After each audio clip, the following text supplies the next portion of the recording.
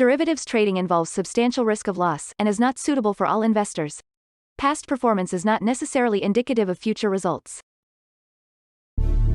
So stressful when the world's on fire. Good God.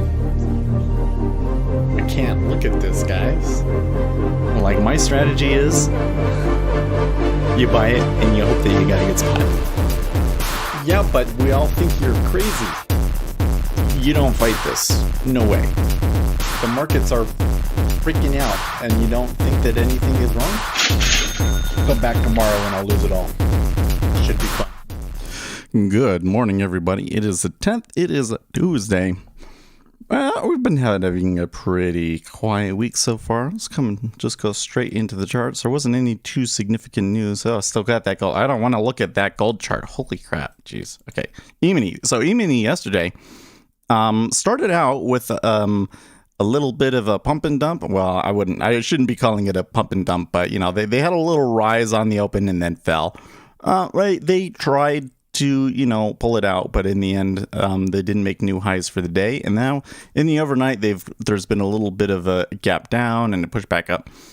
I think the biggest dynamic that I see going on right now is that there's concern about economic growth in China because of the spread of the Delta variant there. And because China has had the most draconian antivirus measures, it is, and that their vaccines have not proven to be very effective, it is affecting China's economy much more dramatically than other parts of the world. When we come over into the treasuries, we had another pretty good move down yesterday. This move was just kind of like it fell, so like a buyer's strike. I do believe, though, let me see here, we are getting a 3-year note auction today. So we are getting supply. It will be interesting to see how those go. And if we will get back into this spot where the auctions are our problem, right? Where they come in and nobody buys and then it tails and it affects the broader market, because that's happened a few times. Coming over here into oil, oil also taking a drumming on Monday, but pushing back up and having recovered that drop now. Can't say the same for gold. It seems like that the pressure in gold is just down, down, down. I mean, I think it's unfortunate because if the public had caught on to gold, I think that there'd be a lot of people buying it here to hedge against inflation. But that's just not it. It's not getting that attention. It's not getting that order flow. And so I don't think that these prices are necessarily justified by the fundamentals, but that is where the orders are taking it. So here we got copper. Copper recovering a little bit too, but there's still a pretty big gap there from the weekend. And lastly, we've got to come in here and look at the dollar. Here's the dollar, a little higher. On the docket for the news today, we have non-farm productivity quarter over quarter and unit labor costs to be released here in about a minute. And overall, I would say we don't have remaining. I will be reading the US productivity prelim first. Let's hear. I think we do have stuff later in the week. Yeah, let me come in here and look. This is one of the quietest times of the year. So, okay, so we get CPI and PPI tomorrow and Thursday, and those are going to be big numbers and very interesting. We'll see if they roil the markets, but otherwise, it's like, because it gets quiet. It gets quiet in August, especially mid to late August. I think that my kids go back to school in like a week next Monday. Is it the 16th? I think they go back. I have to double check that. I always thought that it was like the last week in August, but like the big parties are coming out and the vacations and everything. So the market tends to get quiet around this period. And you could see it yesterday because of gold.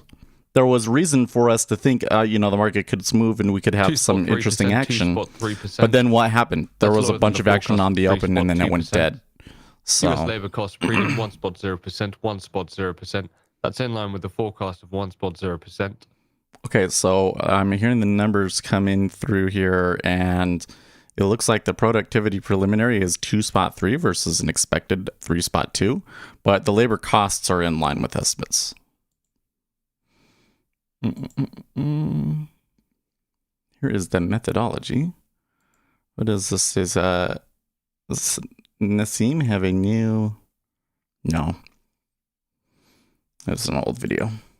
I was like, is he posting a new video? I'd be excited. I'd be excited. That's who I should try. That's who I should try talking to. I wanna talk to Nassim. Maybe do an interview.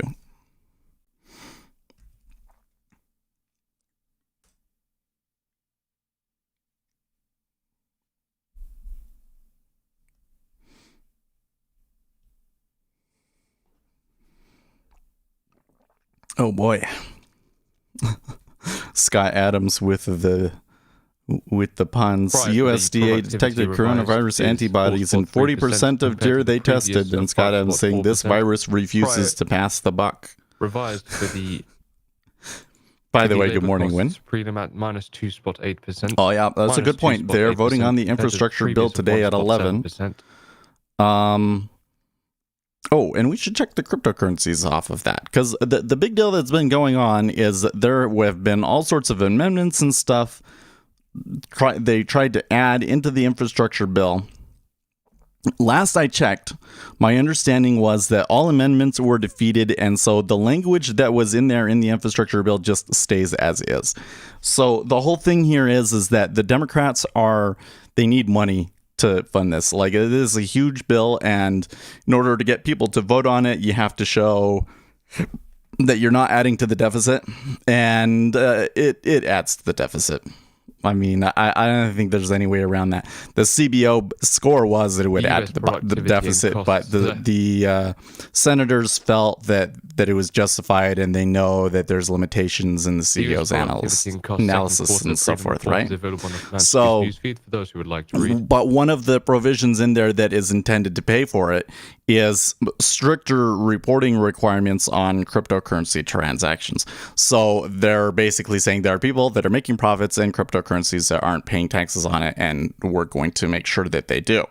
So there's like these enhanced reporting requirements, and there were a lot of provisions that were going to be put into it to expand the group of people that have to do that kind of reporting. And there's all this, I mean, it was really crazy. Like the cryptocurrency world was just like mobilize. And apparently they have a decent, what is the word that we use? They've got advocates out there. Lobbyists. Yeah, apparently they got some lobbyists in there. But then in the end, even though there was a bunch of drama over like expanding it or not expanding it or whatever, it's unchanged. So the reporting requirements is still in there. It's just not as broad. That's my understanding. And yes, live action, you're correct. It is, the vote is intended to be at 11 o'clock Eastern time today. But like I said, because it is largely expected that it will pass and so on and so forth, I don't think that the markets will react to this too much. But there is a bigger deal here, and that is the $3.5 trillion budget. And we're splitting it up. So Nancy was saying, like, I'm not going to vote on the infrastructure bill unless we can vote on the budget or whatever the deal is. And they want to pacify a reconciliation. Now, they have enough votes to pass it via reconciliation normally, except for that Sienna and Manchin have been holdouts on a lot of these sorts of things, and the indications that we've gotten so far from them is that they will not support the budget deal. Now, attached to that is that we have to raise the debt limit, and Democrats have decided to not include the debt limit in that budget. So I don't know if something has changed because I don't hear people talking about this. So I'm wondering if after we get through the infrastructure bill that the focus will change and all of the sudden it will be, oh, we can't pass a budget and that's a problem. Or if there is other information that I'm not aware of that suggests that the Democrats will pass it. I think that if the Democrats do pass it, that is problematic as well, because it's like $3.5 trillion in spending. And there's other things in there, like there's like basically amnesty provisions and so on and so forth, right? So I don't think that it's going to pass. But I'm just kind of sitting here perplexed as to why there isn't more drama over the fact that it's not going to. You know what I mean? So yeah, I don't think that the market is going to care too much about the infrastructure bill, but we might then see kind of a narrative shift, and that could have implications for the markets a little bit further down the line, especially if they come down to a showdown on raising the debt limit, because it sounds like that they're just splitting it off, and that like, how are they going to do that? I don't know. Mm-hmm. You usually work at 9 a.m.? Oh, really? Oh. Mm-hmm. Or masks? I don't know. I haven't read too much research on that. Certainly understand why there'd be some concerns about it. I think that we're in a situation with a lot of this stuff where the research is just not very clear. You know what's really interesting to me, actually? Can I segue into to something more economically related?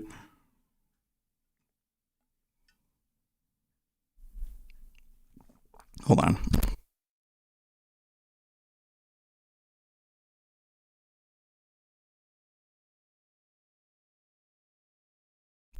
And some food stuck back in there. Okay, so like there is a lot of focus and attention these days on these medical studies about how transmissible the virus is.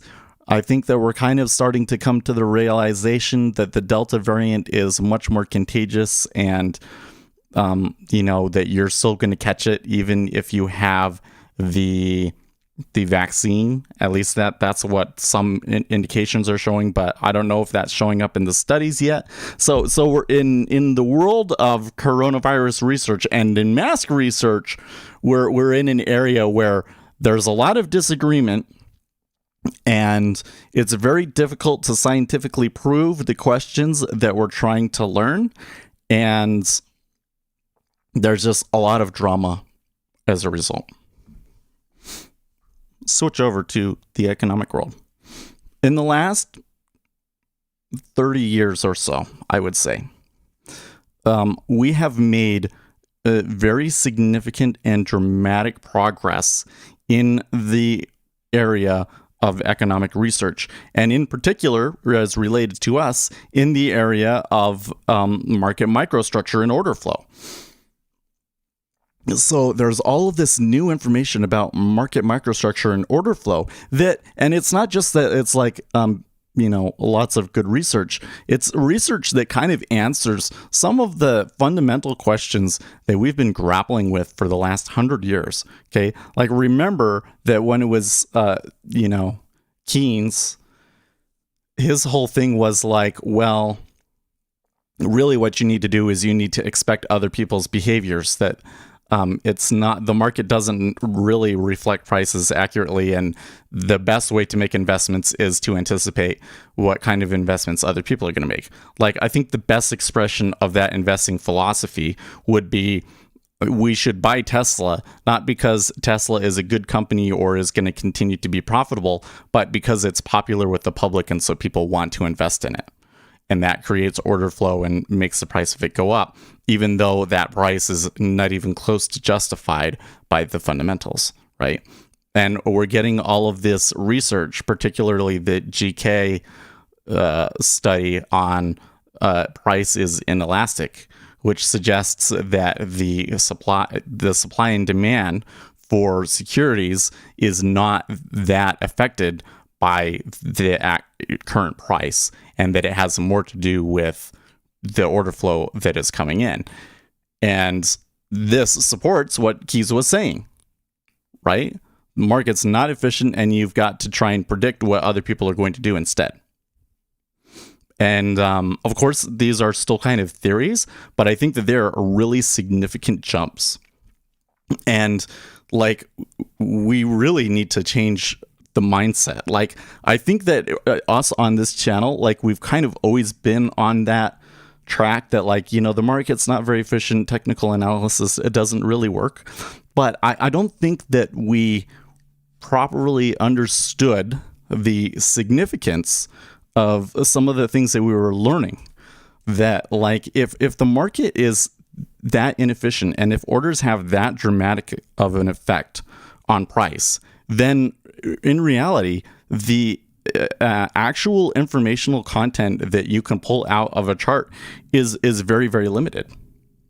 We're looking for this predictive information in price charts, and the reality is that the noise just created from random orders is much larger than any kind of signal that you would actually be able to pull out of price movements. Right? I was knee-deep in the SSRN last night. Would you agree that the main edge available to retail traders on the 1 to 15 minute ES time frame is order flow patterns? Well, so this is the interesting question, Brett. It seems to me that you can look at order flow and you can find predictive signals that will suggest that new flow is coming in.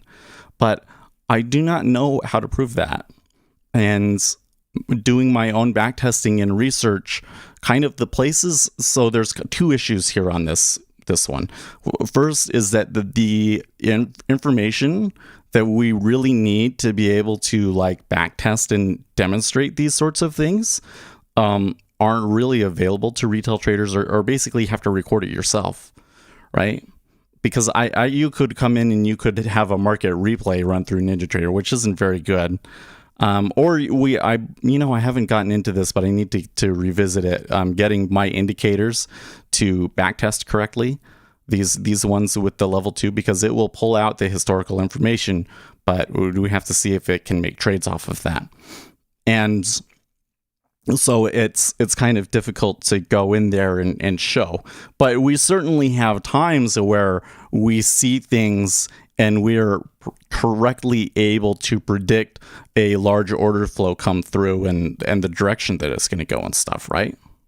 So it seems like that there are predictive patterns, but, like, proving it empirically is difficult. But, you know, that's kind of like the interesting thing about it is it's like, we're not saying that you can't predict where price is going to go. It's just that past price isn't one of the things that predicts it, right? Why? Because price is inelastic. You know, when we start to factor in the research and what the implications are for our trading, it really says that, like, we've been almost too kind to, you know, the possibilities that are out there, that it's really almost it's almost pointless. The only thing that I think would have any kind of informational content is if price is trending and by how much. And other than that, in particular, the whole thing of, like, detecting reversals and stuff through price, I think become, like, really, really questionable, right?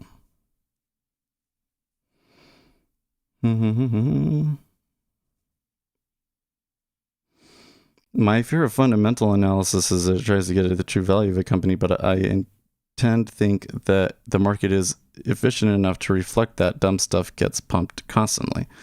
Well, but that's exactly what I'm saying, though, Keller, is that the market is not informationally efficient, right? So let me try and put it in more concise terms for you. The market is technically efficient, but not informationally efficient. Which is to say, like, if there is a pattern in price that tends to get arbitraged out and eliminated 55 a.m. very Eastern Time quickly with the US because Red Book people year-over-year, will previously see that and they'll 17 place spot orders, 2%. and orders have a very strong impact on market prices. They have a much stronger impact than people realize, right? It's not just like orders move price like, oh, no, duh. But no, I'm saying like, okay, yeah, you think you put an order in and it has this little effect on the market, okay? Times that by 5 and that is the impact that it actually has compared to what you probably think in your head, right? So that means that you could go and you could put an order in and move price really far away. And so there could be information that people are trading on, but because of the noise, the price doesn't reflect it very well. And so again, technically efficient, like it's really hard to find an edge, but through a technical price pattern, but informationally efficient, absolutely not. Price can get like really far away from fundamental value, and it can stay there for a really surprisingly long time, right? So yes, you're going to come in and hopefully over the long run, a company that does well should attract that attention in that order flow, and it should correctly get priced into the value of the stock. But what we have seen over the last 10 years is that, you know, order flow is so important and investors are basically just chasing that instead. And this is where you get things like GameStop and Tesla, AMC, etc., etc., etc., because people are following each other in the order flow. If retail order flow is sold, can we assume it's fully exploited? Does this mean that on small time frames, retail order entries are quickly opposed by algos in liquid markets, not just front run? So I wish I knew. Yeah, because indicating as to why as of yet, but we I don't keep an eye work out for Renaissance Technologies or any of these guys. I really would like to know more about these especially these quant firms that are just buying the data, how they're using it, because I think that it's more than just front running retail clients. Like we all think about that as like, okay, we see a big set of orders come in and they pull their prices so that, you know, you lose a cent or whatever the deal is with the spread. And like, that's how we think about it, right? But I think it's probably more than that. I think that there is probably information that they can glean from it that it might not even be like timely information. It might even just be being able to analyze it after the fact and see certain patterns in it. That you wouldn't need to front run them for them to be useful information. You know what I mean? Like if those orders are, if orders are what moves the market, then being able to group them down to be able to say, this set of orders came from the retail traders at the brokerage, and this set of orders came from a hedge fund, and being able to categorize that and so forth would provide some edge, I would think. You get what I mean?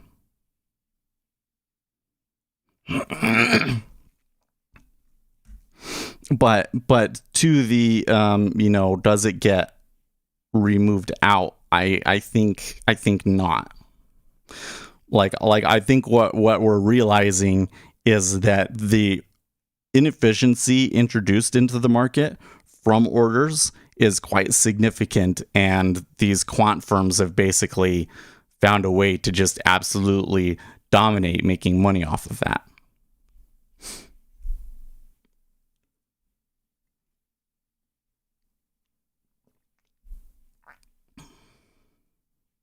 I wonder if the alarms I set on Webull get front run. Yeah. Like I said, like you know, the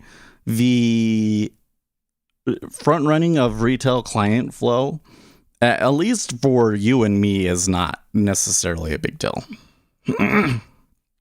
In terms of like the effect that it has on your profitability, I think it's probably minuscule. I think that the larger problem is that they have basically set up the incentives of the entire industry to be counter to the interests of the retail traders. And that's why you get things like with Robinhood, where Robinhood literally didn't have the money to cover it, and they prevented trading in that security, and they were not honest with the traders about what was going on, and that caused them to make poor investing decisions. Like, they didn't realize that they were just going to shut off people from trading that thing for the whole week and just allow it to crash and stop out all of the traders that had margin positions on, and then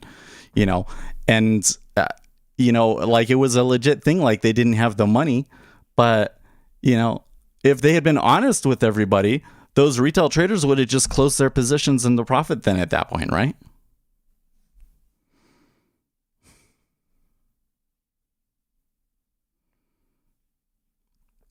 You say aggregated filtered retail orders should be a solid contrarian. No, but that's the thing is I don't think that. I think it's the opposite, actually. I think that what they're doing is they're coming in and they're saying, okay, like, we're getting strong retail order flow in this area. That's what's going to move things. I think that they are looking at those as the signal that it's going to move. And that's why you're getting all of these particularly dramatic examples like AMC and so forth. Because the thing is like, GameStop and AMC were like the most dramatic examples of it, right? But it was happening long before that, and I would argue that it continues to happen. That we continue to see trades that in companies moving really strongly in ways that really shouldn't make sense. Like the thing that's crazy about it is that it's almost like there's different effects stacking on top of each other, right? Like, you come in and you buy $1 of stock, that increases the market cap of the overall market by $5. Okay, so then what happens when you come in and you buy a call option that's far out of the money, right? And then they have to come in and hedge themselves for the delta and all of that stuff, right? They just kind of like stack on top of each other to the point where the ones that have the most interest, and it's probably one of those fat tail things where the ones that have the most interest have way more interest than the ones that are like, fifth down on the list, right? So for those ones where there's the most interest, you just get these absolutely mind-bending moves.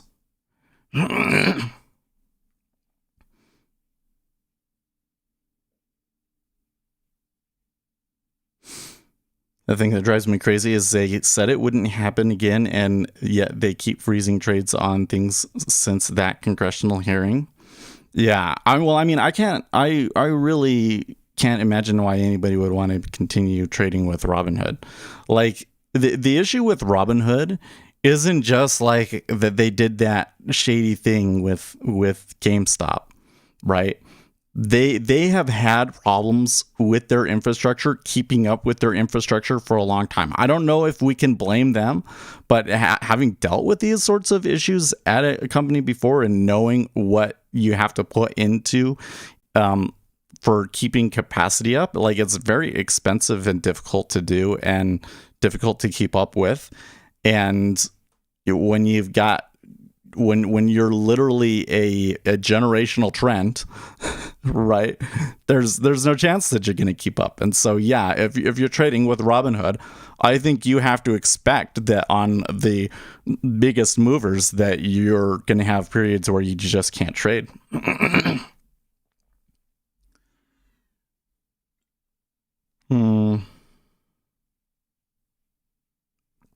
I'm wondering why you're so interested in that particular topic today, Live Action. So I have seen pretty solid evidence that makes me confident that masks do not reduce the oxygen that you're getting or increase carbon dioxide. That the air is able to move through quite freely, and that You could go in and you could breathe and you can have an oximeter on you, and it makes absolutely no change in your blood oxygen levels or anything like that. Now, does it generate bacteria in it? I saw one study where they had somebody wear a mask all day, and then they did an analysis on what was on the mask, and there was some pretty scary stuff on there. But there was not things that you were going to get sick from or get inside of you. So from that perspective, I think it's understandable that there could be concern about the effects of wearing masks all day. 16.2%, but 16.2%. Not enough evidence for me to come in and say, well, we should just get rid of them or something like that, right? Yeah, my surgeon worked all day in a mask, so yeah, I'm pretty sure that people will live and they'll be okay. But at the same time, the concerns I have with masks are like more social. It's like I'm really concerned about the effect that the pandemic is going to have on the development of children. I'm sitting here going, okay, what learning are my children missing or is not going to be as good because of the pandemic? And how is it affecting their social interactions and things like that? I'm way more concerned about that. And that comes into the lockdowns and things. That's why I really strongly believe that the science is against closing schools.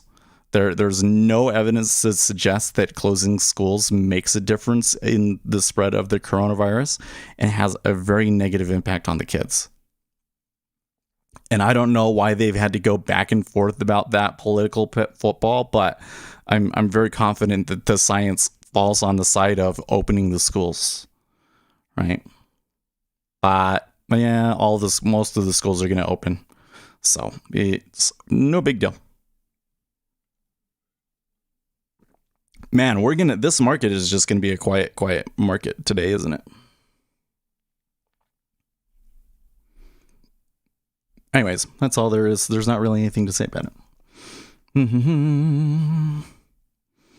Well, let's move on. Let me move on to the next thing. So there was a discussion in Discord about Ninja Trader moving to their own clearinghouse, or XCM or whatever we call it.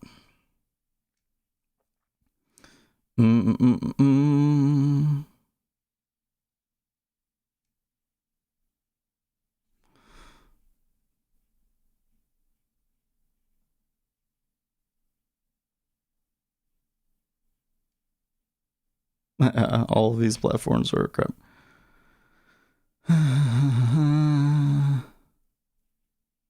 Yeah, I don't like executing on anything other than Ninja Trader.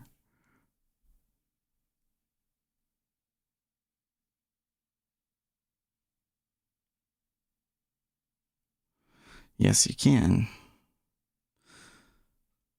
I like Bookmap's heat map better, but I do not like their DOM. I forgot about the bridge with Ninja, so I can use Bookmap's heat map and Jigsaw's DOM and have the best of both worlds and not pay an additional fee. Thanks for the idea.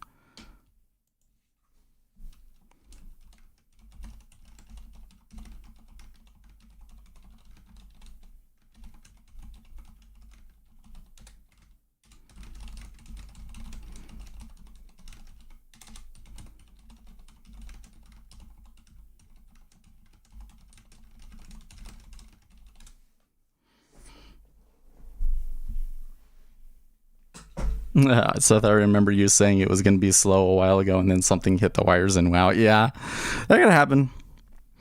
Like we should just. All I'm saying is, let's factor in that the seasonality of the situation right now is that markets are likely to be slow. And you can definitely see it. There's been hardly any move in the S&P 500. Since we've started, we've maybe moved 3 ticks. Like, that's pretty bad. So, could this market really take off if something happened? Absolutely.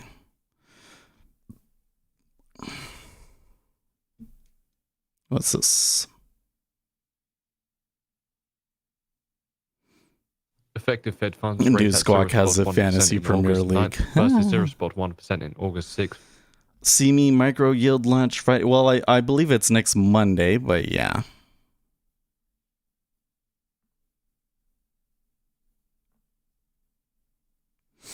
You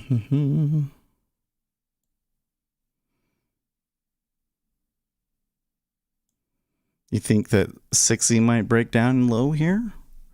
Well, it sure has been on the downturn.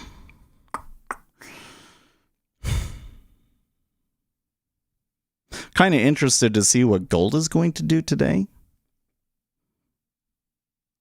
We should also be on the lookout, particularly on the shorter end of the curve, for like rate locks and stuff.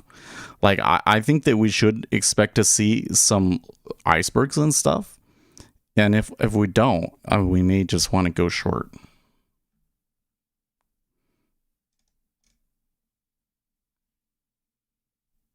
If you want excitement, I don't necessarily want excitement. I want to make money, right? But gold ain't moving so much right now. Oil not moving so much right. Well, yeah, oil is probably moving the most of anything right now, I guess. But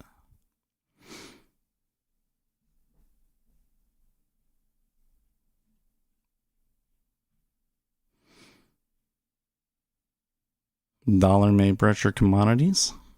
Order submitted. You see, it's doing this stupid thing. All right, well. I need to, with this now is a great time to do it, in fact. Positions. Close position. Order filled. And I need to turn this off so that the news squawk, you don't hear that. I need to come in and change the editor so that it requires at least, let's say, at least 12 bars of live data before it tries to do anything. Maybe even more than that.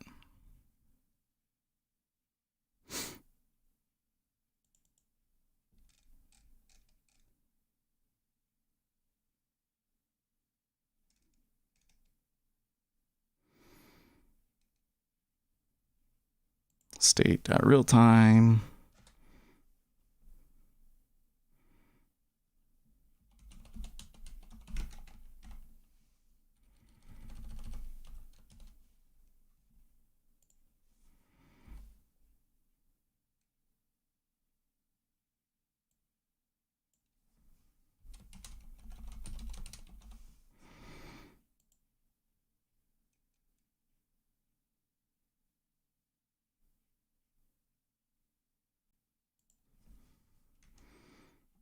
Or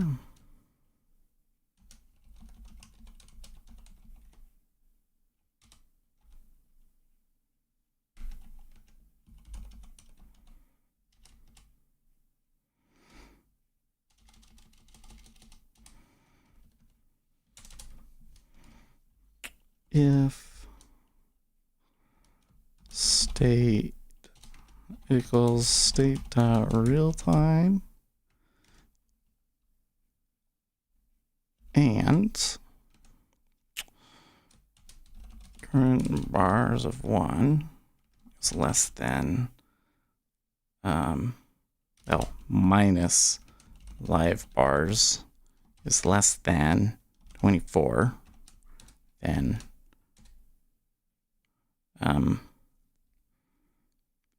print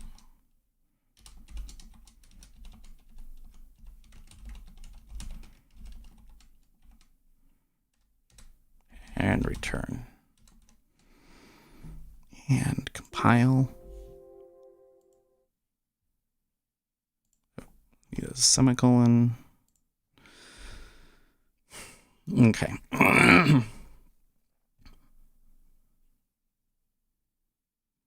What do you think about people trading more than 3% of their capital on any one trade? Well, normally you want to limit it to 1%, right? But Probably most of your retail traders are going to do more than that, right?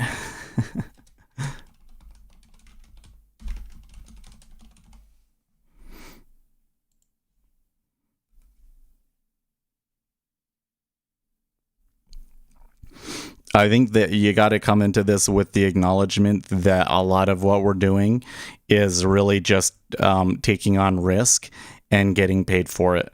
If you come in with the mentality that I have zero predictive signals and I'm only making money for taking on risk, then I think that would really change your mentality up a lot, right?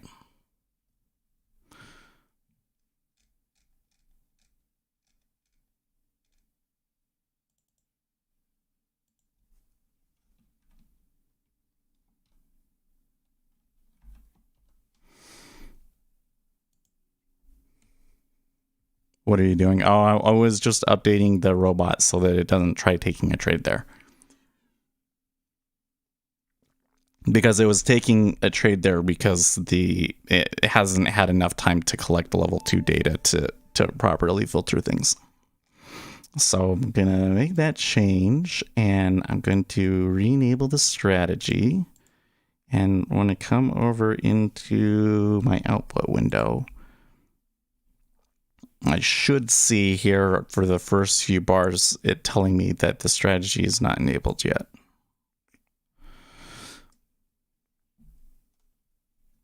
And I'm glad that I did what I did because it kind of started going long.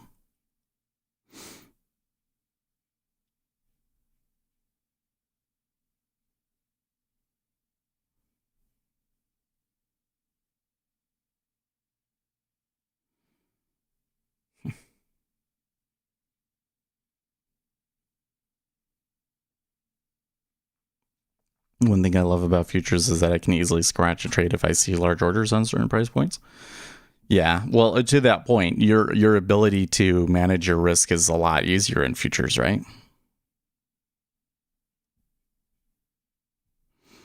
Okay, now while I was off in La La Land, well, not La La Land, but, messing with that, I can see the treasuries coming down to the lower end of here.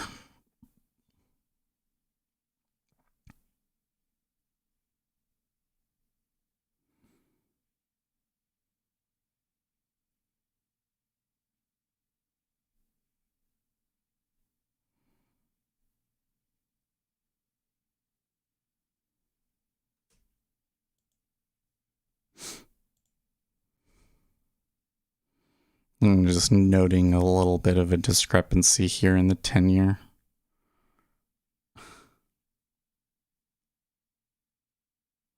New Squawk tweets Bitcoin-backed bonds? What?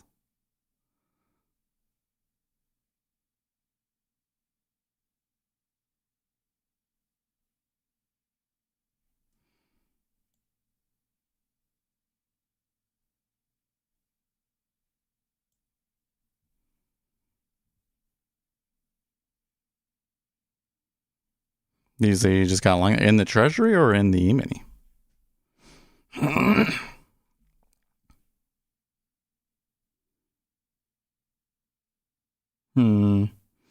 Wow, Poly Network was attacked on Binance Change. Assets have been transferred to the hackers' addresses.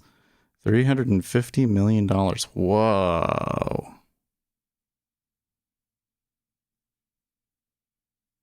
Oh, and Xian. Gotcha. Well, we'll see what happens.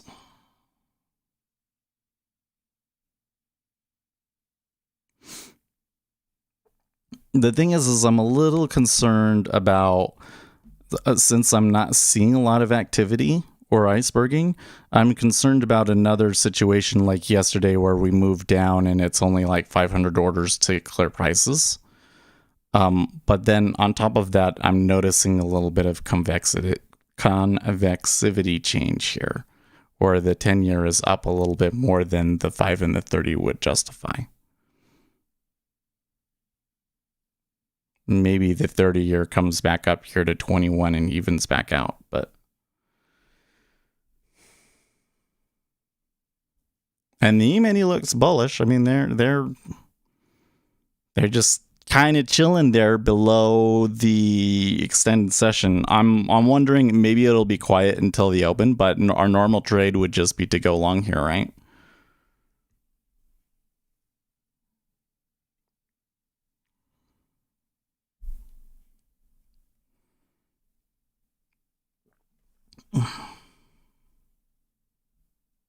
Wait, what? In first massive cyber attack, China targets Israel. Attack revealed by FireEye. Also targeted Israeli defense bodies and was part of a broader campaign by Chinese intel. It is the first documented case of a large-scale Chinese attack on Israel. Yeah.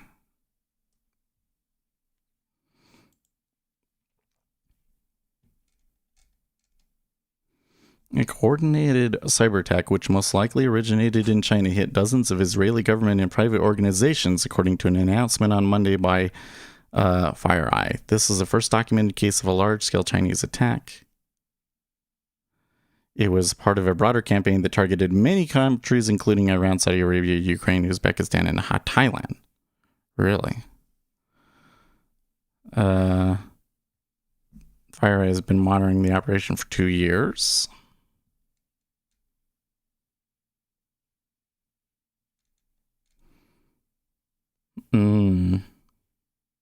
So they're not necessarily saying that it was like a denial of service sort of a thing. It was like all of these companies got infected or targeted.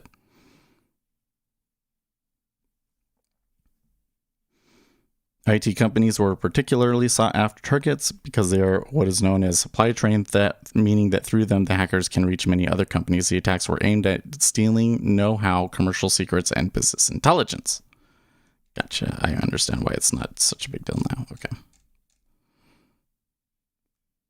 I bet they continue bolder attacks worldwide until someone fights back. Well, what you're really seeing, that attack, what they're basically saying is it's an espionage attack, right? It's just like, for the last 30 years, the spies have been doing espionage against each other, and we don't really do anything about it, right? You kind of have to think about it on that kind of a level. Now, when they're attacking infrastructure, then it kind of turns into, well, this is kind of an act of war, right?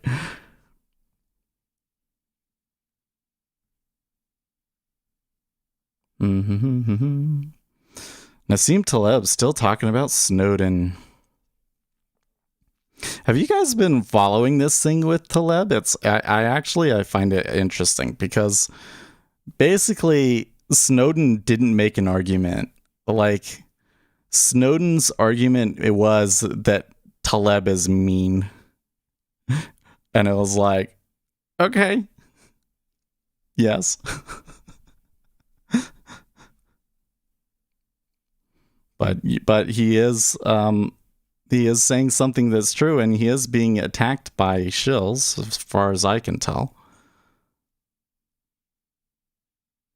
Okay.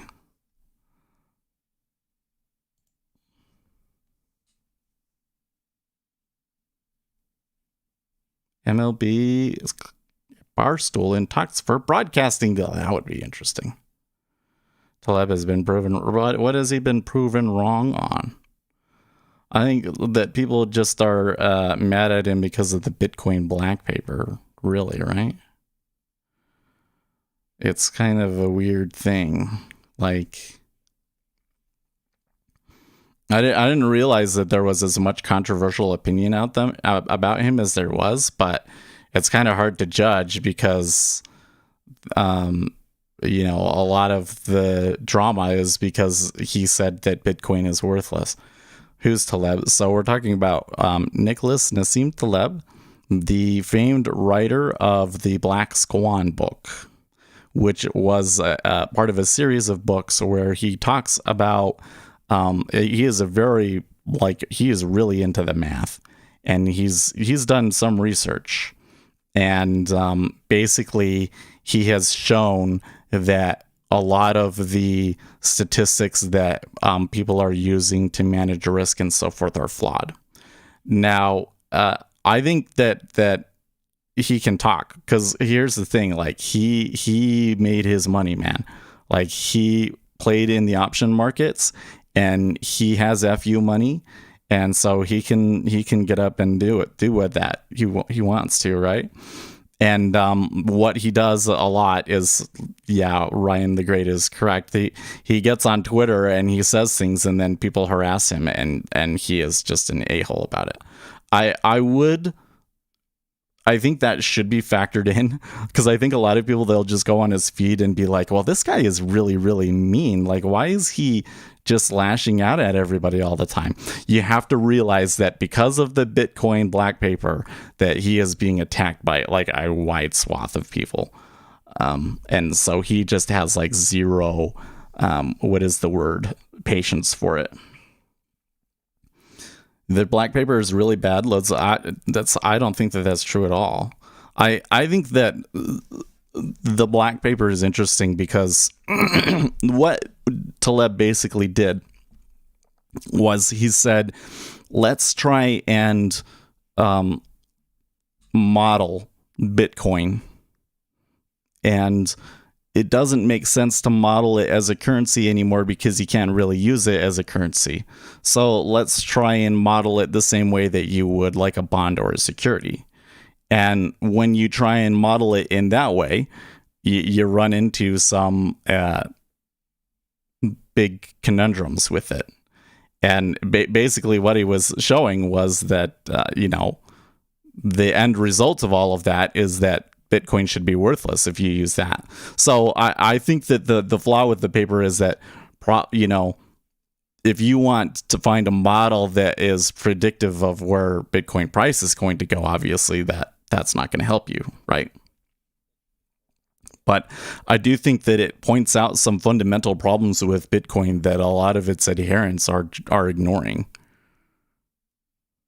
He was insulting people. Well, yeah, he was. Sure. But the thing that's going on right now is mostly because of the black paper.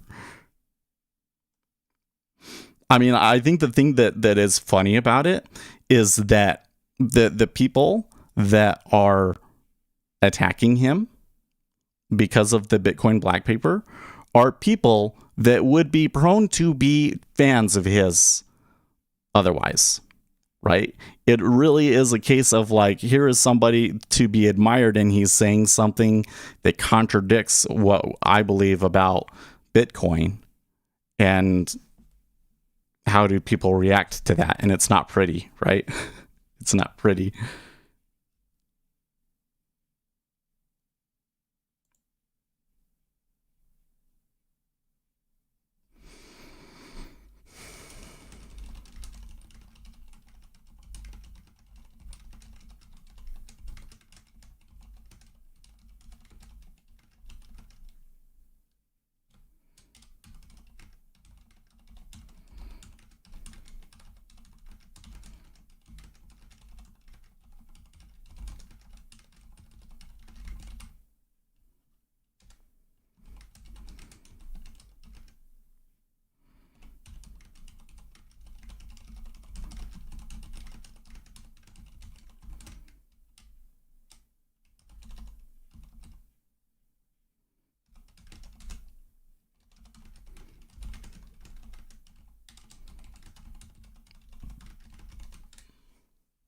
You're a master trader. Well, I think you got a pretty good little move up there.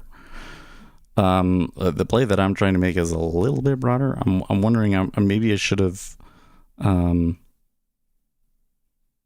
taken out at 22 there. They're going to go to the highs. They're going to test the other side of the range now, though. The E-mini's not moving as this is happening. So could just be noise.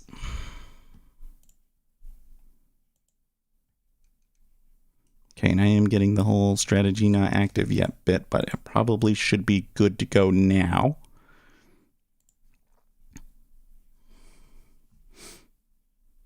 Mitch doesn't sound too happy about the bill.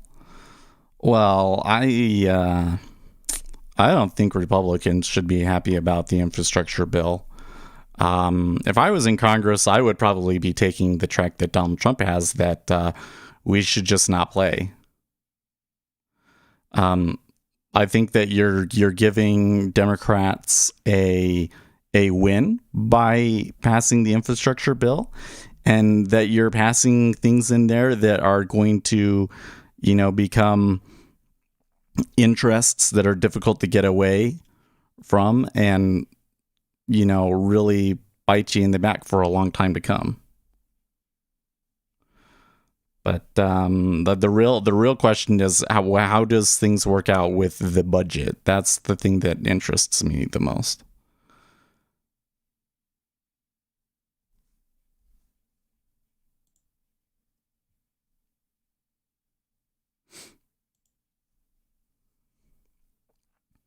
Anyways, on the Taleb thing, it is definitely the case that it's like Edward Snowden said one thing and Taleb went crazy on him, and it's kind of like a Twitter war that doesn't need to actually be a thing, but it is.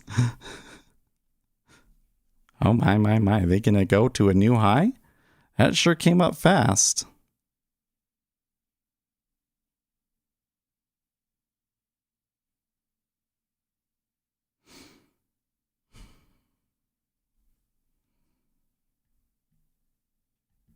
Okay, now there's the 26. By the way, where are we in a relative basis? So I'm going to try and manage this thing we'll see. So kind of an experimental trade, right? So what I'm doing right now, I certainly wouldn't be doing scalping, right? Scalping, I should be out. Well, the overnight high was 27.5. Well, they're trading a lot more at 25.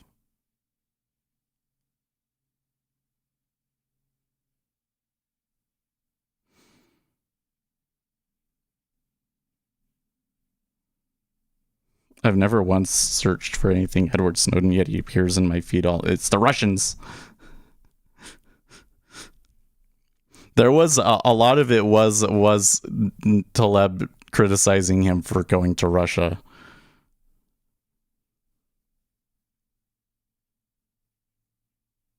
Taleb looks like a smart cookie. Well, the thing you gotta realize with Taleb, he is not like a this is a guy that has reached prominence not because he's really good with social media or a really likable media personality or anything like that. He's reached the position that he is because he's smart and because he's made serious money from trading off of his understanding of statistics and options and predicting difficult to predict events, right? So yeah, he's probably a little bit of an asshole.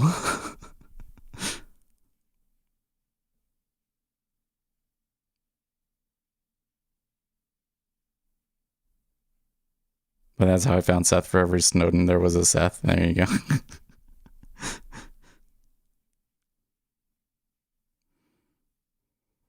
I mean, the Snowden situation is interesting. I wouldn't have gone to Russia.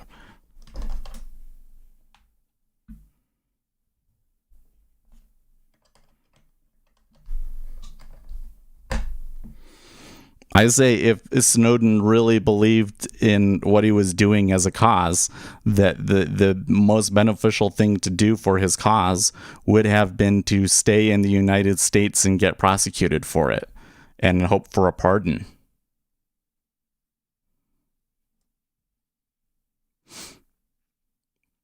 That always bothered me about him.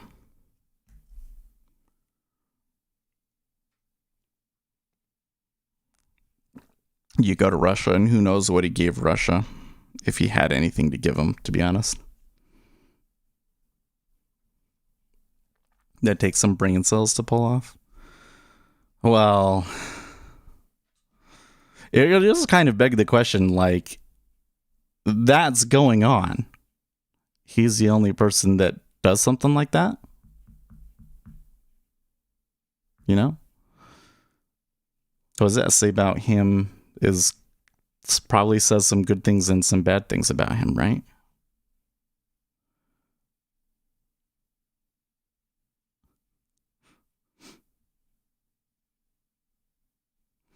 Okay, so I'm just noticing, well, maybe not. There's a little bit of that Q at 26 is pretty solid, and you're not getting a lot of flow into it yet.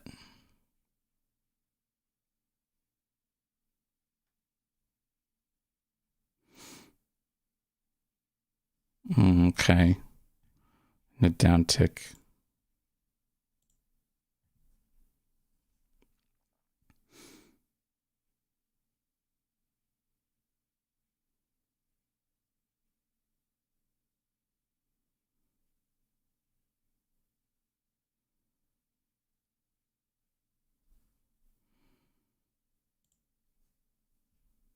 I guess it can cancel this. It doesn't matter.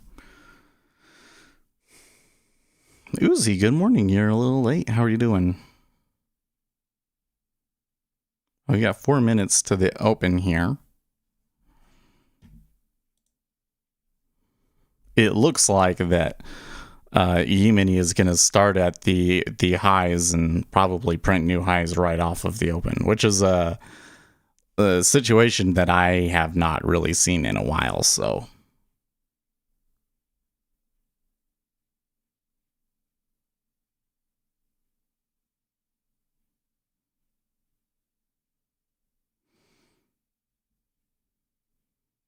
got called into action for a friend who needed a couple trees dropped. Oh, there you go. Well, you know, it's summer right now, so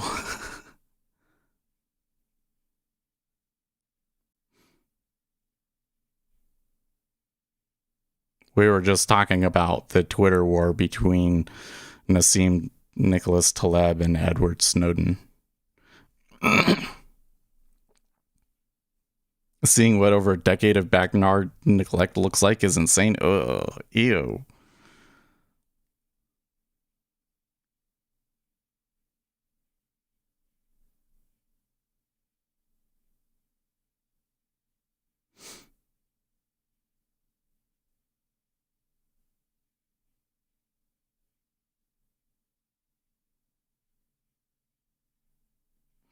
Okay, so just note the book here in the 10-year is being flaky. They're pulling. They pulled quite a bit there at 24.5, but then it flipped back the other way. I'll send you pics. Oh yes, send me pictures. Okay. Wait. Oh my. And that's the backyard in Florida. Oh my gosh, yeah. Oh. Oh man. Clearing that out would be a nightmare. A nightmare. I'm not on Twitter. I didn't know there was an argument raging. Yeah. Well, they were talking about it on Zero Hedge and stuff. Keep in mind, this is a suburban fenced-in yard, not a cabin backed up to the woods. Oh, man.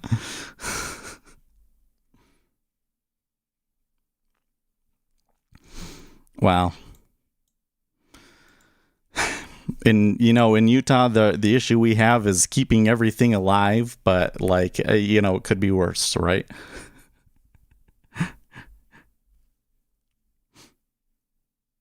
Trying to keep your grass alive is probably an easier problem to deal with than that my home is being overrun by the jungle. It's like the jungles in South America, and like there was all of these huge cities that are still there, but we don't know because the jungle just grows back over it. It's crazy. Or like these huge underground cities that they've discovered in South America. It's crazy. That's over a decade of not bothering. I keep telling him the forest he let grow in his backyard is why he had bug problems. Oh man, do they get big bug problems in Florida? So when I lived in Missouri, the bugs there, man, I really think there's something to that place being cursed, maybe a little, because you get these crazy bugs, like huge bugs over there, and the weather is awful both in the summer and the winter. Roaches, yeah. I think the worst experience I had when I was a missionary was we were out in the boonies. So, it doesn't really work this way, but there's kind of this thinking among missionaries that if you get sent out to the boonies that you did something wrong, right? Because not a whole lot happens out there. Like, they have these areas and they're supposed to have missionaries go in there and do it, but like, you're in these really small towns and the people in those small towns don't really want to talk to you, right? They already have their church, right? So, but there are some parts that are really the boonies. Like, I was in a place where it was like the nearest city, maybe 20 minutes away, and it was like a 15,000 person town. Okay. That was like the big town, right? But these guys, they were out in these little towns that were like literally hours away from anything else. And the nearest thing was still like a tiny town, right? So, and these missionaries were living in these apartments owned by a member, and the land that this member owned was basically trash. It was basically like a trailer with a roach infestation. And I come in and I'm looking around their apartment and open one of the cupboards and I see like 10 roaches scatter. I'm like, holy crap. And this was after. Oh, shout out from Colombia. Yeah, that's exactly where I was, man. I was in Tipton, which is really close to Colombia. But Colombia wasn't in our mission, so we weren't allowed to go there. It was like the biggest city was we weren't allowed to go to. But they would go up into that north part of Missouri, right? That's where it's like you're really out there, right? Oh my gosh. But like 10 roaches scattered, and this was like they had already done 2 roach bombs in that apartment. And their air conditioning was broken and leaking antifreeze. So they had gotten like poisoning from the antifreeze. And I had to sleep in that for a night. Could not stand it, man. The bugs out there are just nuts. Just absolutely nuts. Was like you'd go out, you'd be like in the neighborhood and you'd go out in the, like people have those hedge bushes in front of their doors and everything, and there'd be like a spider with a web like this big just sitting there. Like, what? How is that there? How is that thing? Or I remember many times the wolf spiders out there. Like, we have wolf spiders here in Utah, and they can get pretty big, but they're like big. And the thing is you don't see them. So you just be walking along, and then all of a sudden you see something scatter across the ground. It's terrifying. Oh. And you get sick there too. Like they have different diseases in Missouri. You get sick from it. So I think that's like how bad it is in Missouri. Okay, and it gets pretty humid there and everything. Like, what must Florida have? If you get things like there, Florida is more developed, but ever have a roach fall on your chest from the ceiling in the dark? They're cold. Ugh. Okay, gross. Wolf spiders like to bow up at you too. Yeah. They decide to stop and you're like, oh no. Or the other one is those little jumping spiders. Oh, they had a lot of those little jumping spiders. We would there was the jumping spiders, and then the other ones were I think they're called orb spiders. Orb spiders are interesting because they're big and they build really elaborate big webs, and for some reason you would get tons of them. So at certain times a year you would look in the trees and you would just count dozens of these spiders building these webs. It's crazy. And we would catch the spiders and put them in the octagon. But the jumping spiders were always the most effective fighters. I remember one time, I think the other worst thing that I had to do, because the thing is you get brown recluses there. I remember in this area, there was a member that had been bitten by a brown recluse, and she had to have like a tube going into her arm, and it was like all black and stuff. Like, it was bad. I was like, wow, just from a little spider bite. Wow, that came back so hard. Look at that.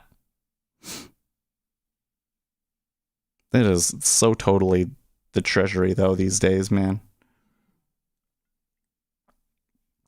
Are you going to go to New Lows now?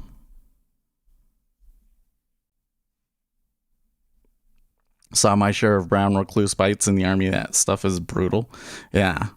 Okay. So the thing is that brown recluses, they don't just like out in the open. Okay. Like, if you get bit by a brown recluse, you probably did something wrong. Because what they like to do is they like to hide in like wood piles and dark places and things like that. This is a lot like black widows. Like you find black widows in like your sprinkler box, right? Brown recluse, kind of the same thing. So they were always getting after the missionaries, because a lot of missionaries would like not clean up, right? You leave piles of clothes everywhere, and that's where the brown recluse is going to get. And there was some missionaries that they had left some clothes on the floor and they got bitten, right? So I'm in this apartment, and it's in what is that place called? St. Joseph, which is a weird place. And yeah, look at that huge 6K that they left behind at 22.5. Talk about manipulation. Anyways, there was some missionaries. We had a basement, and on occasion, the AC or whatever the deal was, there'd be like a power fluctuation, and it would flip the breaker. And so you had to go downstairs to flip the breaker back on to get air conditioning or anything, right? And these missionaries had left a pile of clothes that they didn't want anymore at the bottom of the stairs, and these spiders had built over it. And I mean, like, there were these huge spiders with spiky bodies. They were absolutely terrifying. Absolutely terrifying. And you have to climb your way over that to get to the... Oh, man. Like, I'm thinking back on it, and I'm like, I can't believe I did this. Like, first, I can't believe that I had those situations where I needed to flip the power breaker on, and I just kind of tried to crawl my way around, because I doubt that those ones were poisonous, but they looked scary. They looked scary. And then there's all of these clothes, and you're thinking, well, there's probably brown recluses in that or something, right? So one day I went down there, and they would give us this stuff called permethrin, which is really good. Like, you put the permethrin around your window sills and everything, nothing comes in. So and if you spray something with it, like, even if it gets like just a little bit of it on it, it dies instantly, So I go down there and I spray it on all of those spiders, and then I spray the clothes as much as I can, and wait a day, and then the next day I came in and I carried all of those clothes out. I carried all of those clothes out and put them next to the trash. And then this guy comes out. Oh my gosh. I know this is like trailing on, but this is like one of the weirdest things that happened. Are you talking about spiny orb weavers, white bodies with red? I think that is exactly what it was. Let's see here. Spiny orb weavers. Yeah. That's exactly what they were. But they maybe not, because their bodies didn't seem like so clear with a pattern and everything on it. But yeah, it was a spider like that. Yeah. Oh, scary. Yeah.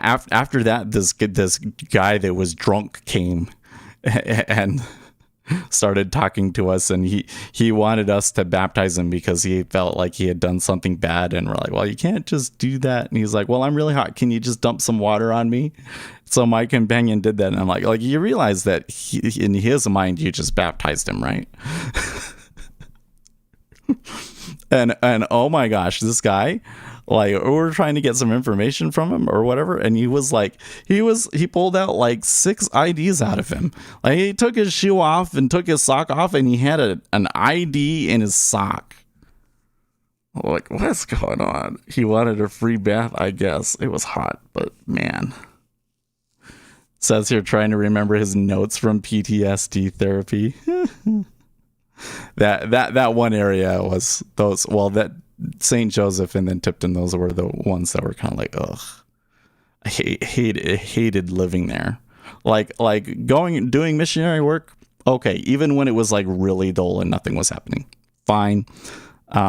People in Missouri, they're interesting. They are very much like they want to do things their own way, just to do them their own way, even if it's not very effective.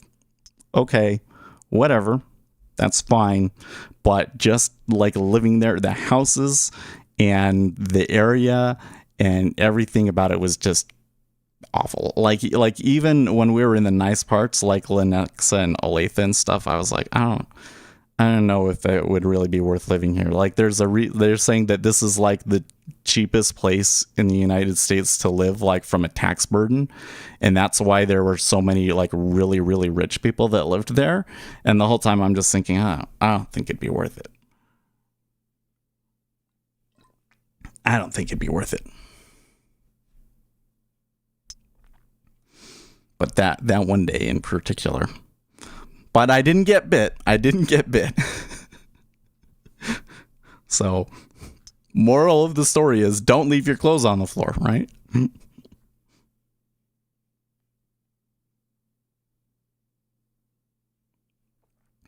We got those here in Florida. Those spiders have killer memories. Every time you knock one down, they rebuild in the exact same spot.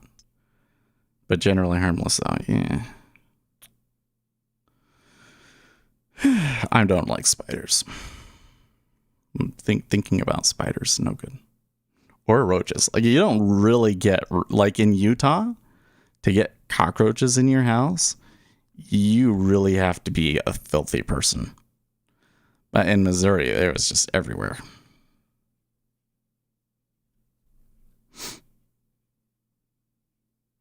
Okay, well, they come back down to the lower end of this range. They did extend the range by 1. They're not too like the overnight lows.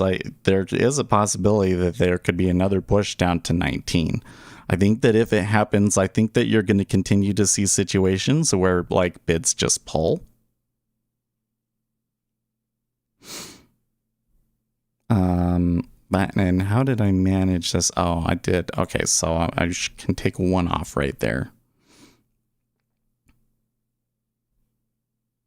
Oh, you were short and that worked out? Hey.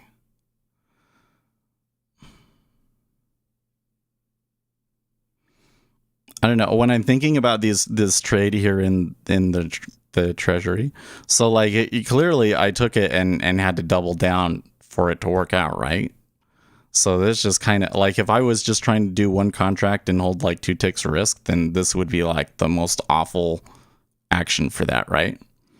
But I think we have a pretty good idea of, because of the larger pressures and everything, we have a pretty good idea of where it's going and everything, So if you catch a good one, how much of it is luck and how much of it is skill, I don't know. Because I think that probably there are some situations here where you could make some decent money in the 10-year, but overall it's been pretty shitty action, right? Like, I wouldn't fault anybody for just saying, yeah, I'm not going to trade today. Same with Colorado. I don't remember ever seeing a cockroach out of a terrarium. Yeah.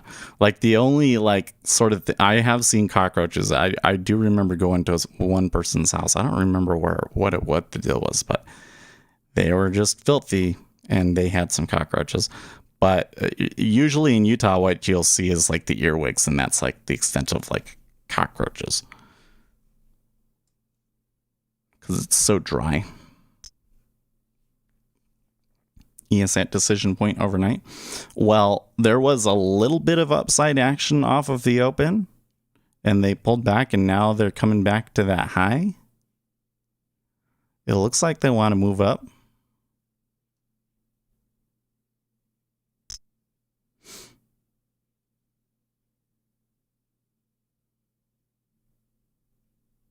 Yeah, see, this is really icky action for retail traders here in the 10-year. Back up another 3 ticks on nothing. There could be some correlations, but I'm not seeing like the dollar or anything else like that move, so I don't really know where the flow is coming from. Maybe there are some moves going on in the actual bond market that we can't see.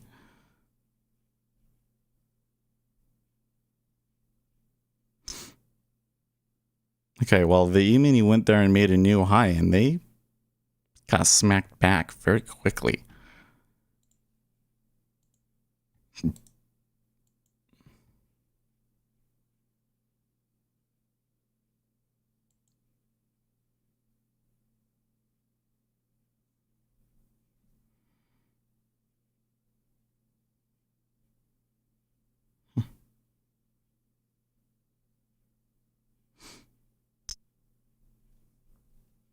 By the way, do I have financial juice on? You know, it's something that irritates me sometimes with financial juice is you'll be like through the trading day, like nothing happens. And then after trading is over, they're like talking, there's like some news, but it's usually things like stuff going on in Europe that aren't really particularly relevant.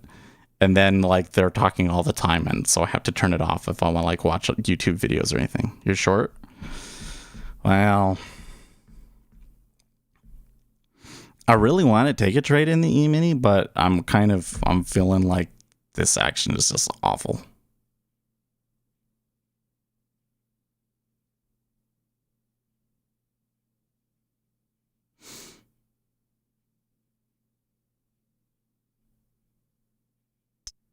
The Russell tanked.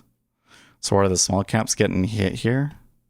Wait, let's pull up our... there we go. Okay. So I see RTY is negative 3.2.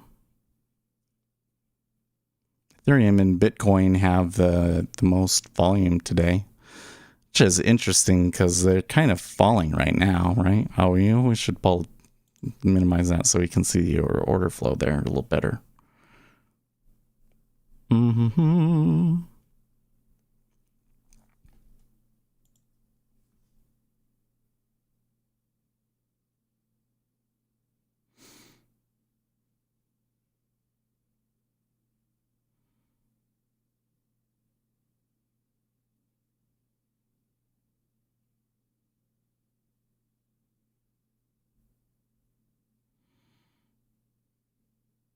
I don't know.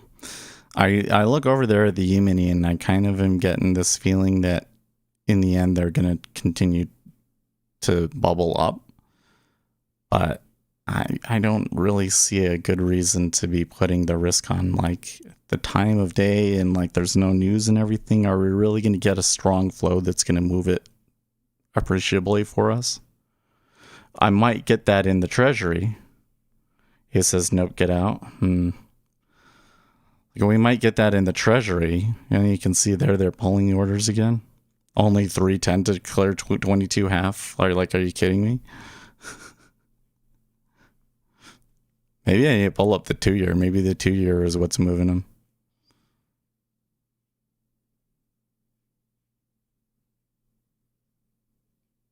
Oh, geez, I didn't see this. AMC Entertainment aims to begin accepting Bitcoin before the end of the year. Oh, yes, that's what you got to do. Is GameStop? You jump on the cryptocurrency train. Yeah, keep the orders coming.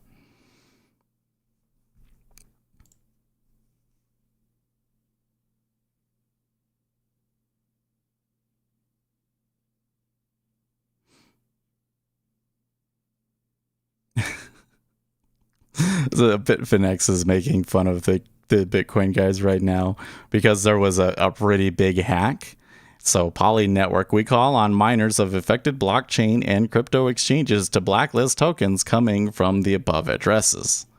Yes. And so then they come in and they say, yes, cryptocurrencies, code is law. DeFi finance doesn't need governments, police, or courts or laws. Screw governments. Also, crypto. Hi, yes, police, we got hacked and all of our money has been stolen. Please help. Yeah.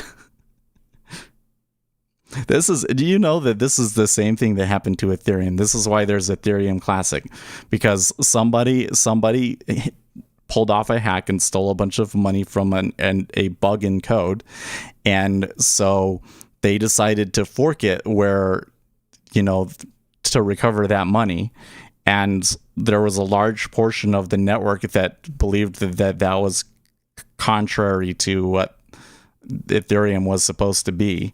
And so they split, and that's why there's Ethereum Classic, because Ethereum Classic is the original chain that didn't fix the criminal's misdeed or whatever. 3 losing, man. You notice it's kind of like it's not moving enough for us to. Well, maybe you would get your 2 points. Maybe you would get your 2 points. Is there a Fed speaker coming up here? I haven't seen anything. I don't have anything listed on my calendar.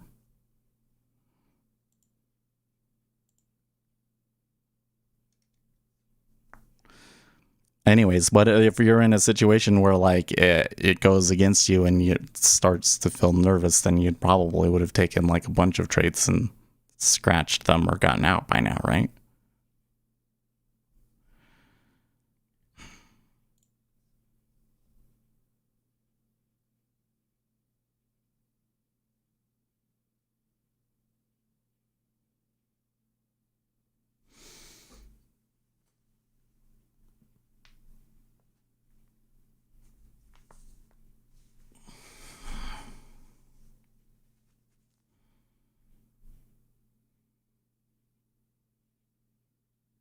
Yeah, 10 years still being flaky. So do you see that they kind of moved down temporarily and then the flow flipped again?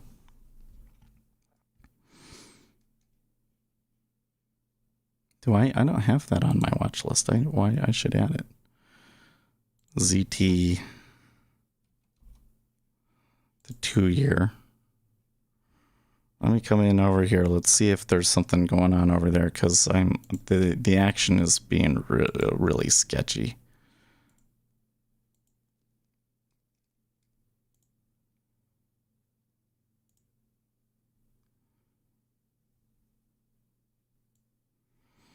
Oh, ZT. Now I remember why I don't like to look at it.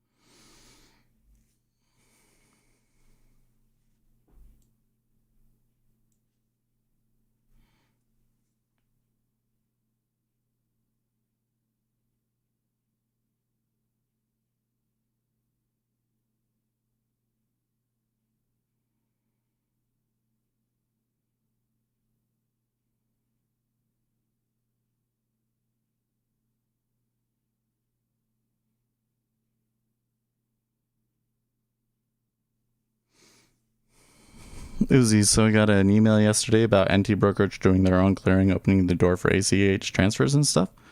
Yep.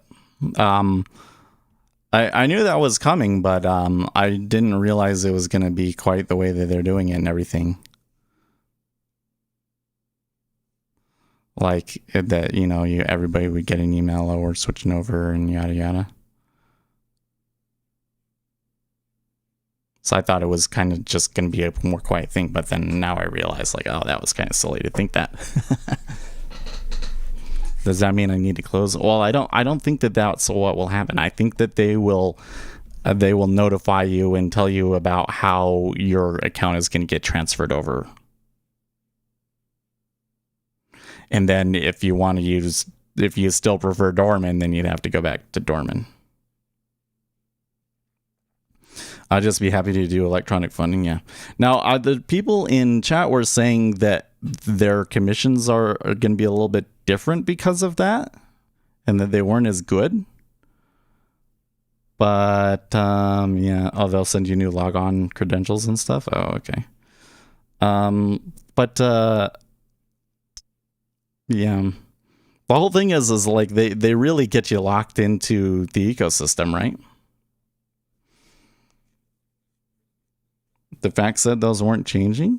Oh, really? Because they were complaining in chat that the commissions weren't as good as AMP, and I was like, well, yeah, you get what you pay for.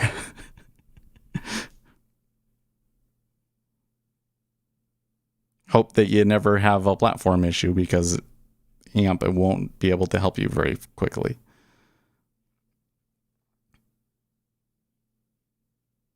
Oh, they already weren't as good? Oh, okay.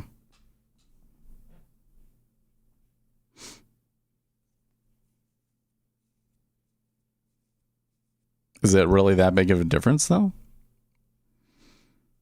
I thought that the difference was negligible. But it's always changing, so I'd have to... Alex, how are you?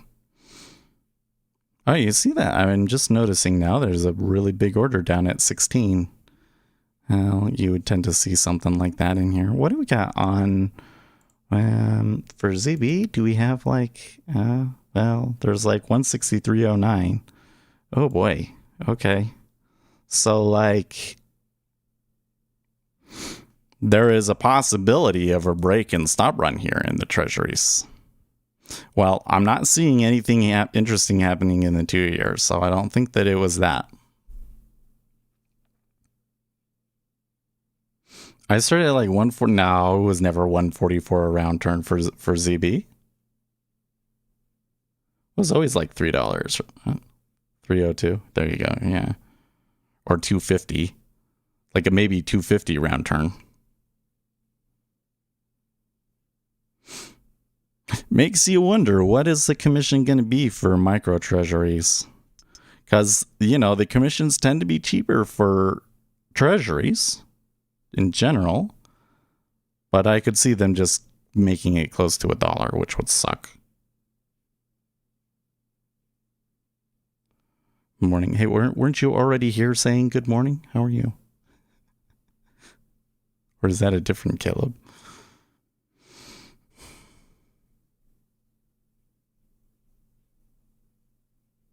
Have to say that the market continues to be stronger than what I expect. Yeah.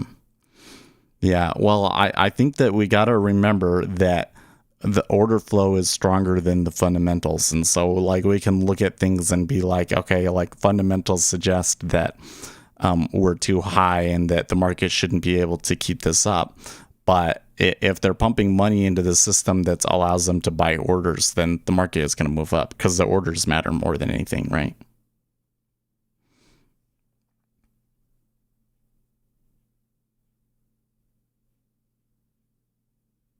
Paul Krugman is really mad about DeSantis not allowing the schools to mask up.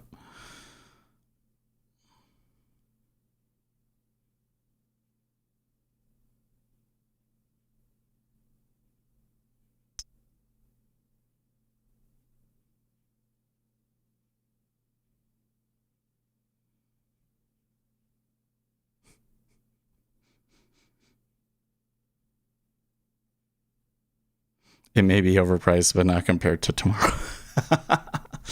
Well, I think this is where the concept of reflexivity comes in, right? So if we come in and we place the orders and everything and we move the market cap of the stock market moves up, the idea is that eventually the fundamentals should catch up to it, that us putting that money in there gives companies money to work with that allows them to make the money and eventually justify those valuations, right? Oil just, I had my other screen was minimized. Oh yeah, oil is going. Oil is going. I wonder why it's not showing up at the top of my relative volume yet. Oh, micro crude hasn't probably need to roll over. No, I guess not.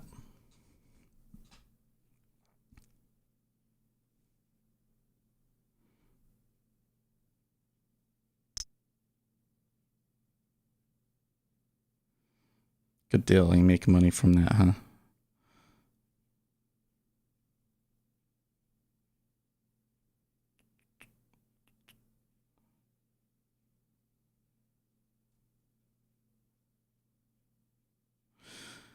Yet another gang of 20-ish Republicans come out against the bipartisan infrastructure bill. I could not in good conscience support this legislation in its final form. Thune, the GOP whip, has voted against it and is up for re-election in South Dakota next year. Who is going to vote for it? There's like, you only need like one or two, though, right? Oh,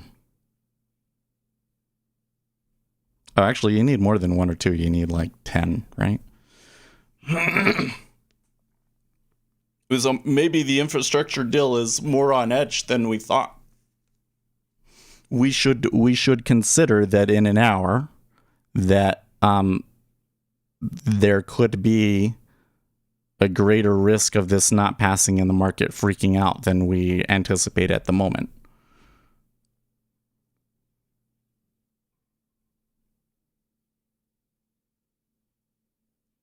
Need to start increasing my contracts from 10 to 12?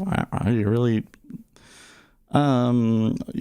You should. I mean, in oil, the issue is in oil that might be. It depends on the kind of a trade you're making, but in oil, getting up into 10 might be a place where it could affect you.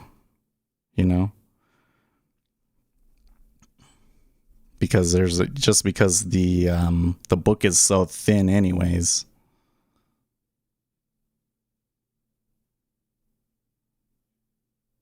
If you're really taking more of a swing trade, then it's probably fine. The larger your average profit is, the more contracts you could trade, right? But if you were just trying to do like the range, then once you get over what the average bid ask is, then, or maybe half of the average bid ask, you're starting to run into where it could affect your performance. Yeah, I am a position trader. There you go. Okay.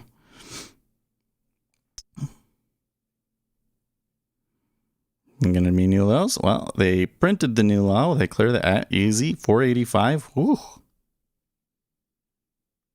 And now the ZB.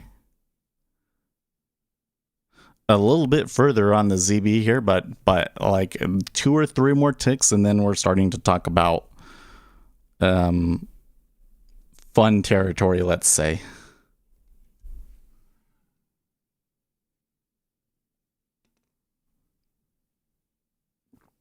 Maybe we shouldn't call it fun because it's probably not fun for anybody on the wrong side of it.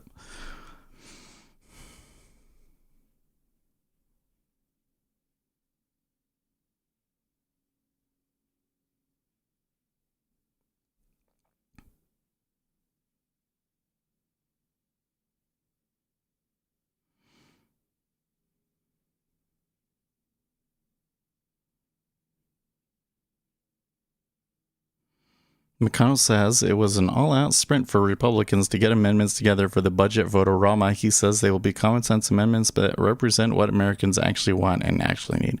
Oh, the vote-a-rama is still going to happen, huh? Okay. Whew.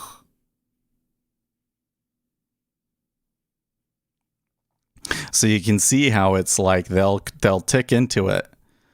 Like there were like 196. And then it just kind of like slumped, like the order flow just flipped and it went another, because one of the other instruments went 3. Holy shnikes. Okay. But that is a significant print.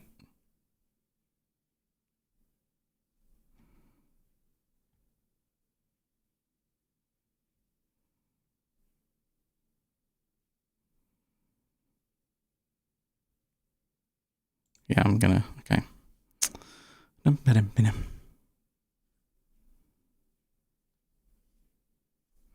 Probably this is, man, such a good spot in the queue there at 23.5, but they didn't fill.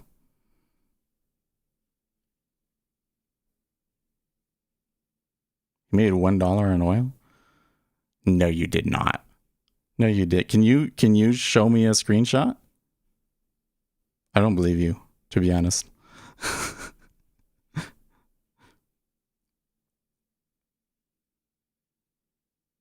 I don't know what I can offer you that would be worthwhile for you to post a picture, but if you can just post a picture of, like, you know, whatever your platform is showing your profit and loss on the position. And how would you do it? Well, you'd have to do it in Discord, probably. Discord, because if you post a link, you have to put like spaces around the dots so that it doesn't see it as a link, because it won't let you do that.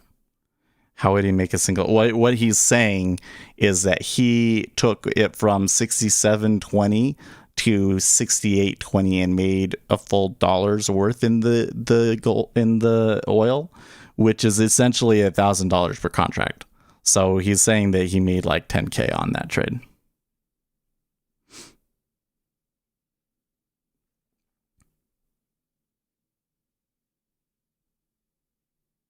Maybe he just sold a used can of oil street corner. I know some of you guys in oil get these amazing trades, but if you could show me. It's just the issue with oil is you can catch an amazing 10K trade like that and then the next day blow it all out. Like, because it can be vengeful. Like, you could have just as easily been on the wrong side of that, right? It won't let you. You just put like spaces around the link. You get what I mean? Because it's like if you hit enter, it's just like it'll pretend like it sent it and it won't send it because it's a link. So if you put like spaces around the periods in it, then it tends to let that go, or just take the periods out. Oh, Ace was just being factitious. Wow. Maybe I don't know if the thing is that I'm gonna bet that. Wait, Ace, have you ever pulled up a order execution for oil, even to just look at it?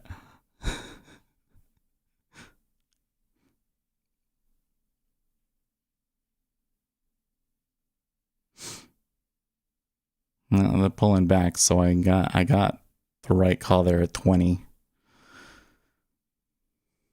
Oh, you have traded oil. Oh, okay. Okay. I'm wrong. He is just being factitious. Well, I mean, I think he was being factitious, but also at the same time kind of being a little bit. Yeah. Anyways.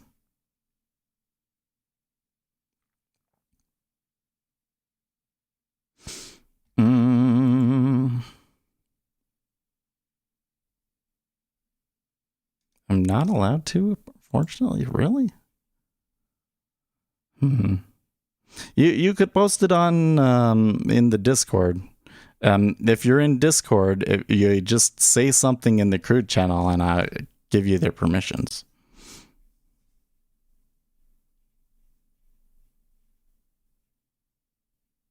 It's like Gold had a baby with YM.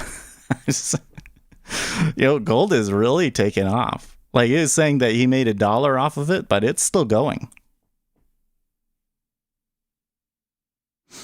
Did something happen? Like, was there a piece of news about oil?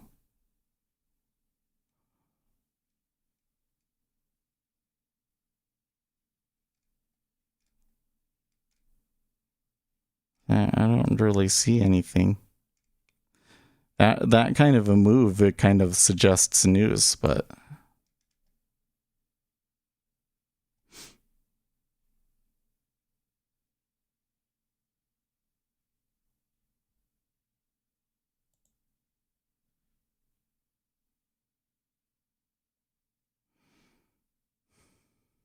You're putting together another webinar? Wait, did you do a webinar before? I forget.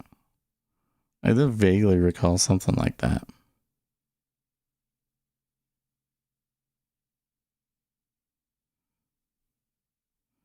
I just had a feeling oil will rebound from last week.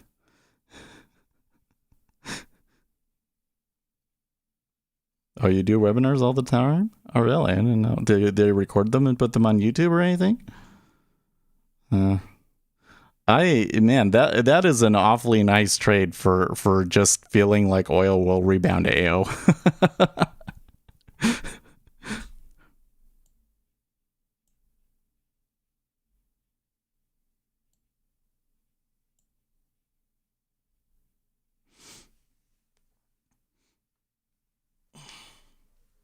Mouth is a little dry.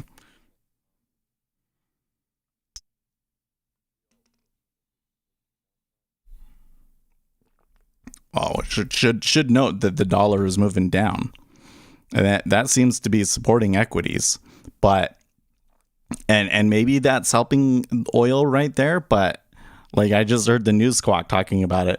They were just pointing out that oil was moving, but they didn't have any reason for what could be the news or anything.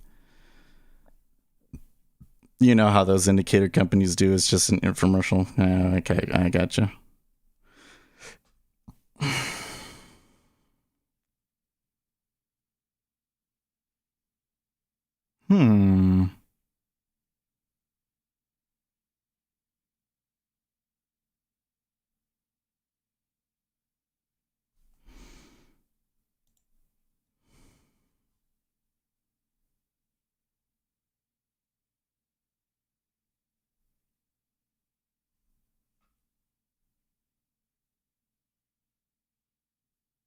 All the news is in the order flow?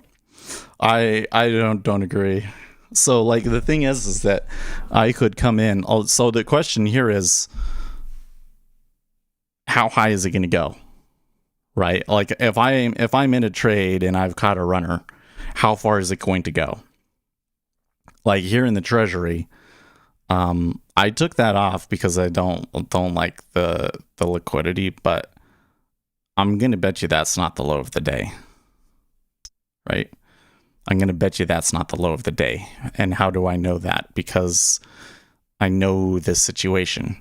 There's a 2 or a 3-year auction today, and there is expectation that the Federal Reserve is going to announce a taper before the end of the month.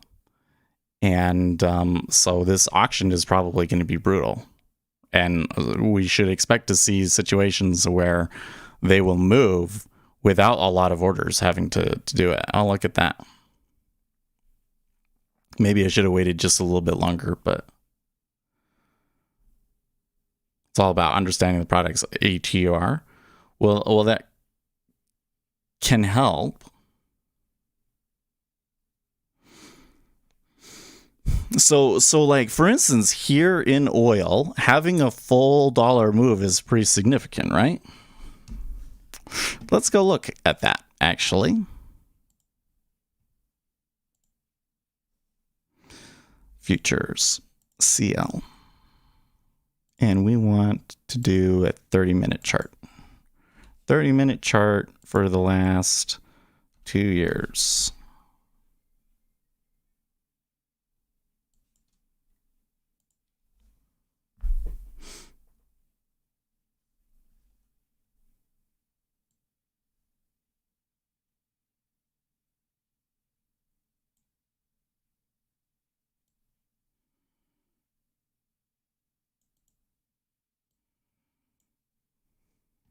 Okay.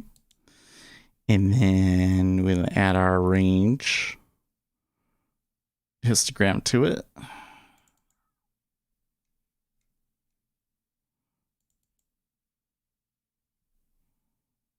Okay.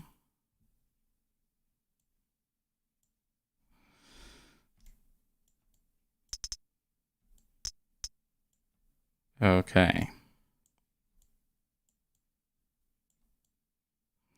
So for you to have caught a full dollar move and then some, you are very much on the tail of this. You're very much on the tail of this. Okay. So for a 30-minute period for it to have gone that far, It has been less than 30 minutes. Okay, yeah. So this data point is somewhere in here. Up here in the like 130 ticks or more range, right? So you're kind of pushing the daily range. But here's the thing is like if I knew that the piece of news was that X okay, what was that there in the treasury? I could have bought that right there. Something's going on. Anyways, let's say that the piece of news is that Saudi Arabia is going to completely cut all oil output. Okay. Then is it going to go higher? Yes. How far it can go before it has to stop a little bit and take a breather and everything is one thing, but that thing is going to keep going to like, $100 if that was the piece of news, right?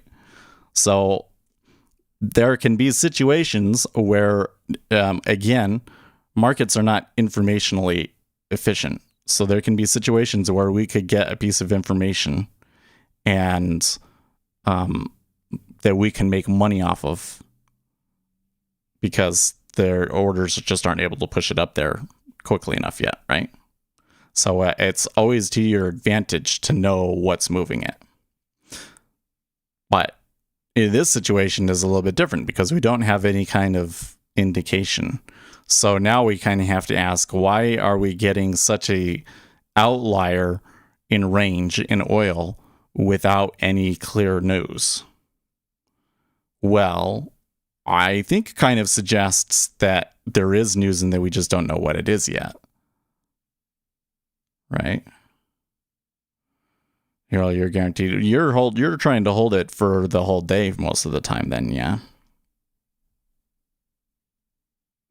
But that's no different. I mean, how is that any different from saying the average 30-minute range is 10 ticks, or the mode is 10 ticks, I think.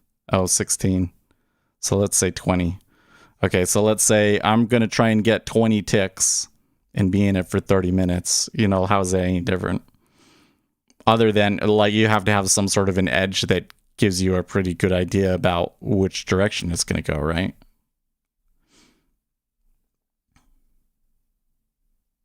Now, being able to let it run, that's another thing. Because that would be the big question, the thing that I'm still, trying to do research on is, you've got a big runner. How do you decide the price to take it off? So you're basically saying the future news. No, I'm not saying that. I'm saying that there is news that can be just released or even 30 minutes past that's not reflected in price, saying that the market is not informationally efficient. So what you see there in the price does not reflect all available information. Let me back up and try and put this in more terms of like the way that we normally talk about. The efficient market hypothesis is not just wrong, it is really, really wrong. And the degree of inefficiency that exists in our markets is actually quite astounding.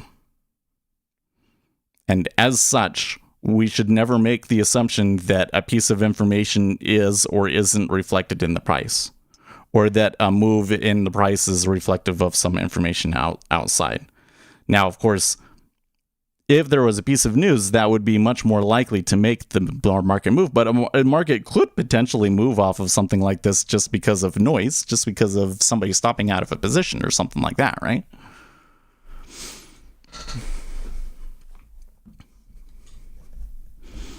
So if that is the case, then using other methods to figure out that kind of information that could be that could have some degree of predicting what future orders will do is always to your advantage.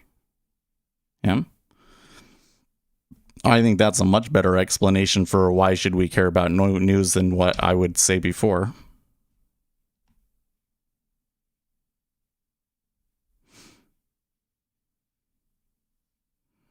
I'm risking 30 cents to make $1. Yeah, but what makes you believe that the thing that you use for your entry criteria has any kind of predictive quality? Is kind of the question I'm getting at.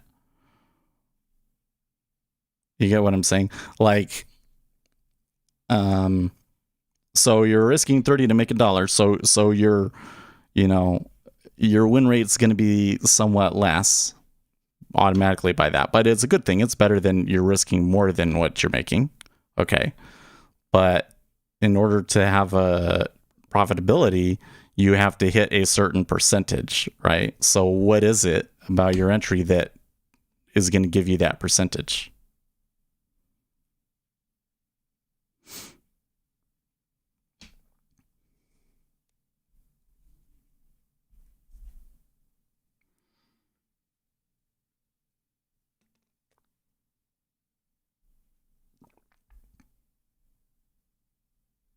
Any entry is good is about how the entry is managed. Well, that could be an approach too, but that kind of takes us into a different place, right? Like the thing that I'm trying to sort out from what AO is saying is like, okay, so he's made money. I don't know how reliable his strategy is and all of that sort of a thing. But let's just say that he's making money now for 5 years doing this, okay, consistently. All right, where is those profits actually coming from? Because you could have something about your strategy. Maybe you believe something about the market that is just absolute dead wrong. It's so absolutely wrong, but it's insignificant compared to something else in your strategy that actually makes money. So we can look at what we know about how the trade works. Where is the edge being generated? Okay, so what Tiz is saying, it's all about how the entry is managed. Well, that can help. It would be really hard to make money just off of that, but maybe. But what we're saying there is that you don't actually have a predictive signal, that you are making money off of managing risk, right? The market will pay you for taking on risk, essentially. And if you take on more risk than what you are looking to make, then you will tend to have periods where you make money. And then you have to manage the fat tails, right? So, AO says, looking at levels like weekly, daily, and 4-hour charts and seeing what kind of trend it is. Okay. Okay. I don't know. So for me to want to trade it, I would need more than that. Like maybe we could do a back test that would show that those particular levels traded in a certain way provides a predictive edge. But what I know about Rice and everything kind of suggests that you'll have periods where that will work and where it won't work. AO says, fair enough. Yeah, that's fair enough. You don't have to justify anything to me. I just think that it's an amazing trade, and I want to know more about where your edge might be coming from. But from what you've told me, it's we don't have enough information to really say.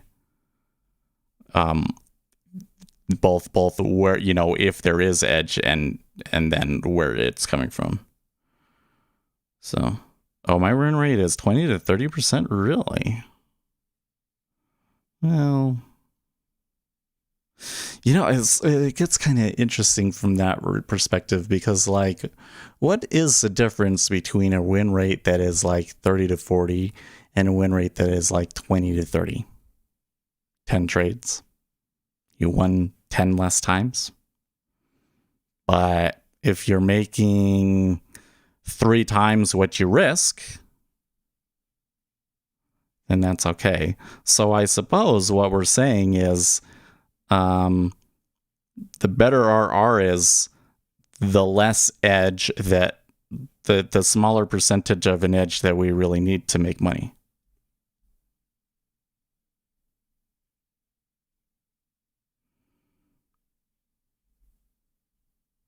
It does sound like he's looking for momentum, but then maybe in this particular instance, he just got really lucky, right? Alex says a tighter stop loss. Well, you do a tighter stop loss, then your win rate's going to go down, right?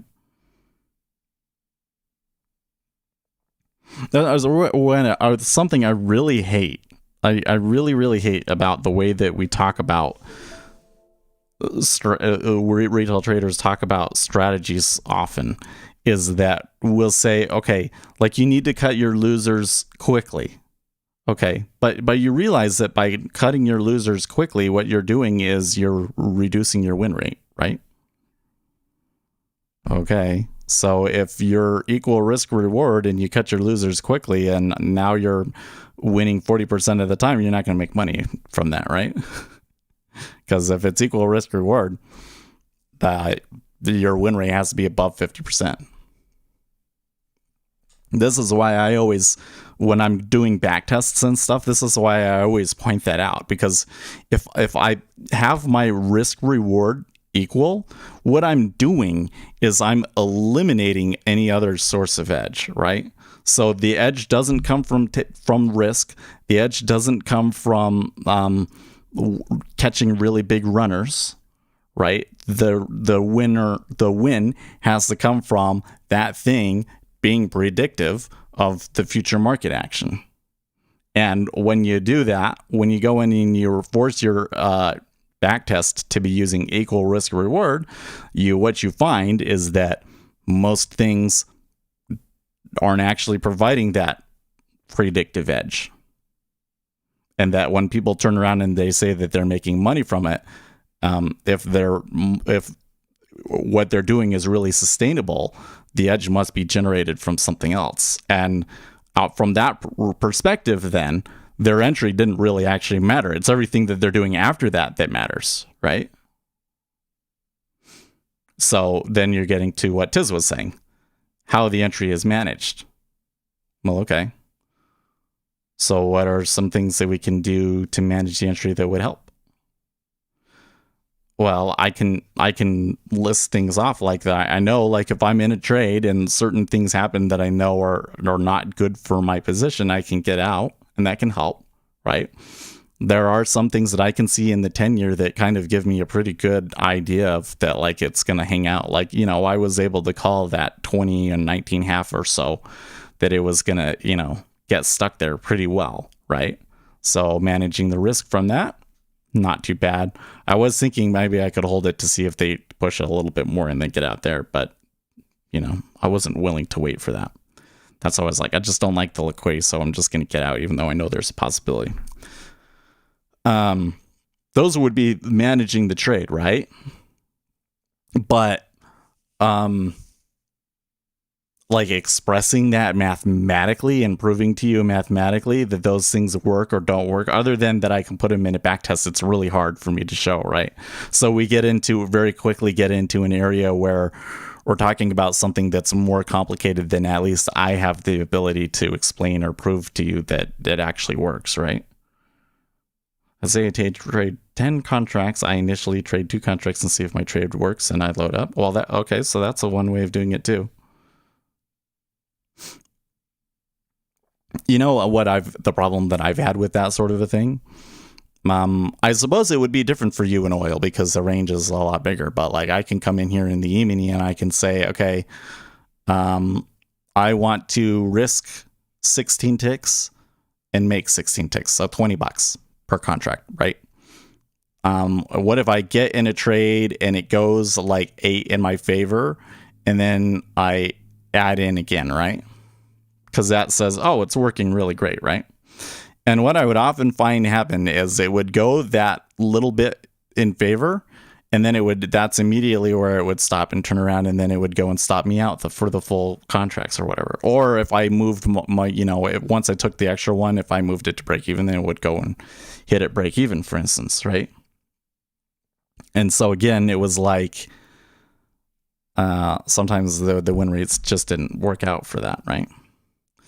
But on the split side, if I did it like if I just load up, if I just take the risk on, I tend to be right in the long run, and like what I did here in the treasury, where I took one and then it went against me and I added another one, and then I ended up making way more on it than I would have lost if I had stopped out, but it was still pretty risky, right? Not something that I actually want to do. You had 4 losers. Well, yeah. Okay, that makes sense because it is a low percentage trade.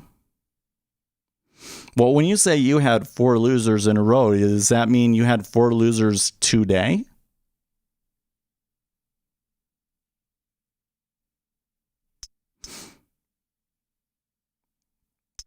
Because then you're kind of doing what I'm doing.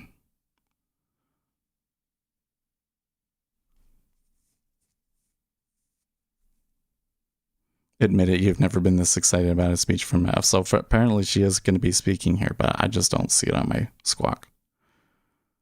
From 1 p.m. UK time. Okay. I see. So how many times would you take that in a day and fail before you would stop trading it?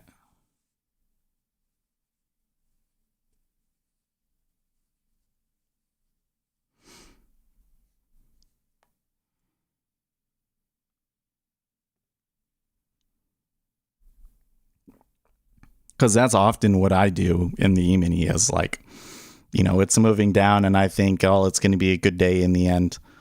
I'll fade it here. I lose. I fade it here. I lose. Do it 3 or 4 times and it's not working out. Then I quit. And then when I do catch a winner, it's going to be 5 to 10 times what my average loser is. And so it works out. You risk 10% of that. Do you like, can you like, so do you not define it in terms of ticks? It's not the same every time?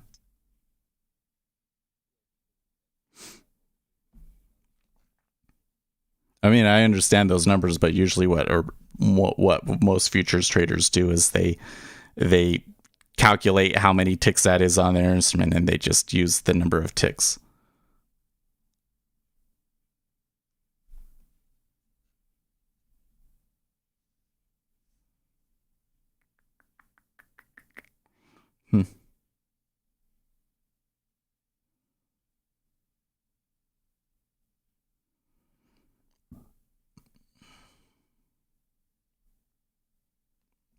See, so for instance, in the E-mini, when I'm doing that in the E-mini, the reason I point that out is because I'll take it like 4 times before I catch the winner. And then I catch the winner and it's a really, really good one. So do I actually have a predictive edge on that, you know, that gives me enough of a win rate to make money on that trade in the long run? Maybe it's hard because you'd have to have a really big sample of trades. You know, I'd have to have thousands of trades to be able to determine that. But what is probably more likely for me when I'm making money from the E-mini that way is that the E-mini just has a tendency to move up, right? And then that's definitely been like the environment that we've been in. So the levels and everything that I'm using, they're not actually maybe necessarily a thing. Yeah. Yeah, it's based on ticks and I calculate how many contracts I should initially trade. Gotcha. The market turned sour really quickly. Yeah, well, the decline was a lot sharper than the rise, wasn't it? When I look at the deltas and everything, I'd have to say that we're still in, you know, the situation is that this could all just be noise, you know? You've been trading since 2011, AO? Well, I have to say, it sure does, you know, just from the things that you've said and everything, it does sound like you're somewhat experienced. I don't know. That's the thing is like, the reason why I'm kind of getting into that whole thing is like, something that I find very frequently is I'll come across guys that that have been making money. And when you really try and do an empirical, so like, well, let me put it this way. Let's say that I think AO's strategy is like he's solved the markets, okay? And I have something that I could go and I could tell the whole world that, you look, here's this inefficiency this guy has, and here's how it works, and AO is going to get a Nobel Prize for it, right? So if AO is going to get a Nobel Prize for it, then what is the source of his edge, right? Because if we can prove that he has found something that predicts that there's a better probability of it going this way than this way within certain risk reward parameters, then like that's significant if we can like really prove it and everything, right? But what I continually find is that there's a lot of these guys that are trading well, and they know just as much as everybody else, right? Like the things that he's saying, he's 2% risk, 2% per trade. He has a stop. His winners are larger than his losers, and he just sticks to that. And he's taking more of a swing trade or a position trade, right? So where do his profits originate from? Is it because he knows something that you or I don't? It doesn't, so far, it doesn't sound like it. It sounds like he's just executes it really well. And where that profits come from, it could be something that he doesn't realize. It could just be random for all we know. This is really hard to prove since we don't know. You know, if we knew, then it would be, you know, if it was obvious, then we would know. But clearly, since we don't know, it means that it's difficult to discover, right? You know, says you got it. Yeah, there you go. It's interesting. It's interesting. Although I do have to say, like, I know you can do it. I remember, like, so here's the thing with my experience with oil AO was like, when I was, I worked for the bank and I was in technology, so I wasn't allowed to trade or anything. So I would just put trades in a spreadsheet, and I would trade oil, and I would catch these moves on oil, like kind of like what we're seeing today. But it seemed like back then it was just like all the time. It was like you would see a little bit of a spike in the morning, and then you would just get in and ride it all day. And there would be like one commodity every day that would just go. And this was like right after QE was originally announced, right? And it worked really well. Like I was doing this spreadsheet, and I said, I'll give myself $100,000. And I think that by the time I was done, that it was worth like 5 million or something like that. Now, I think there was a lot of things that I was doing that I realize now were maybe not realistic. But, you know, it was, so those results weren't realistic, but that's what I was doing. And I was doing well. Okay, so then I left the bank and I went to go and trade oil on Sim, and I would start trading. And granted, I was trading a $100,000 account on that Sim one, so I was taking on a lot more risk, and the trades that I was taking were much more like what AO was doing. But I was still trying to, you know, work in a position and then try and get something to run. And I would, like, early on, I had one day where I caught, you know, a big runner, and I'm like, okay, this is it, right? This is what, you know, what I was doing before, and this is good.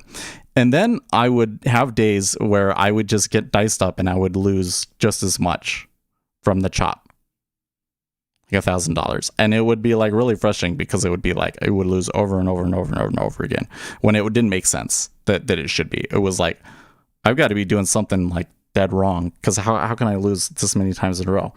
And it took me a long time to realize that what I had been doing before really just didn't, I was just lucky before.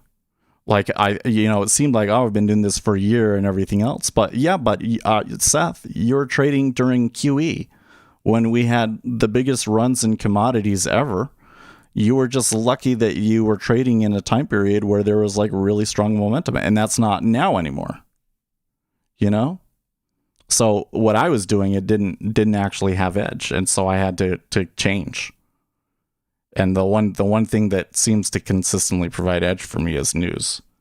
But hey, maybe that's just luck too, or in that we've had, since the pandemic has started, and I've really started to focus on news more, periods where we've had really big outsized news moves that were very difficult for the markets to adjust to. And so we've been lucky in that respect, because I don't think that any other time that you would expect to get as many great news moves as we've had these days.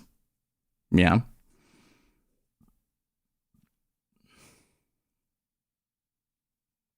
Sometimes they get rolled over, but it's all about knowing when to scratch a trade.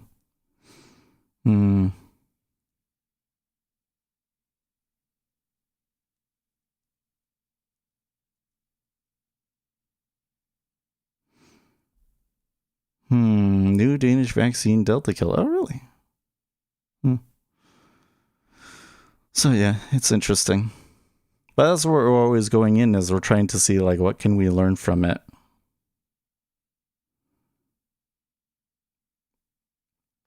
Like, I thought, so you know what was the thing that kind of made me go, oh, maybe this guy is not full of shit? It was because I asked you, so like, what makes you sure that the thing that you're using for your entry actually matters and actually has any kind of predictive quality or is providing you any kind of edge? And you kind of said, maybe it doesn't. I was like, okay, that's somebody that understands enough about trading to know that there are some things that they just can't explain about even their own trading. That's the mark of somebody that's been trading for a long time. Oh man, the E-mini taking a little dive there.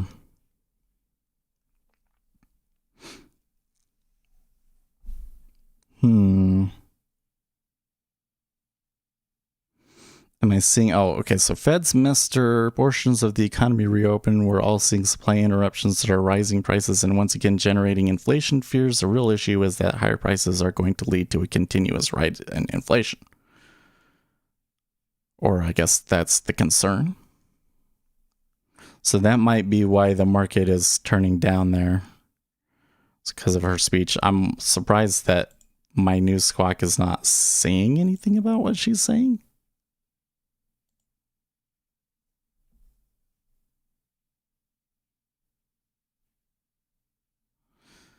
You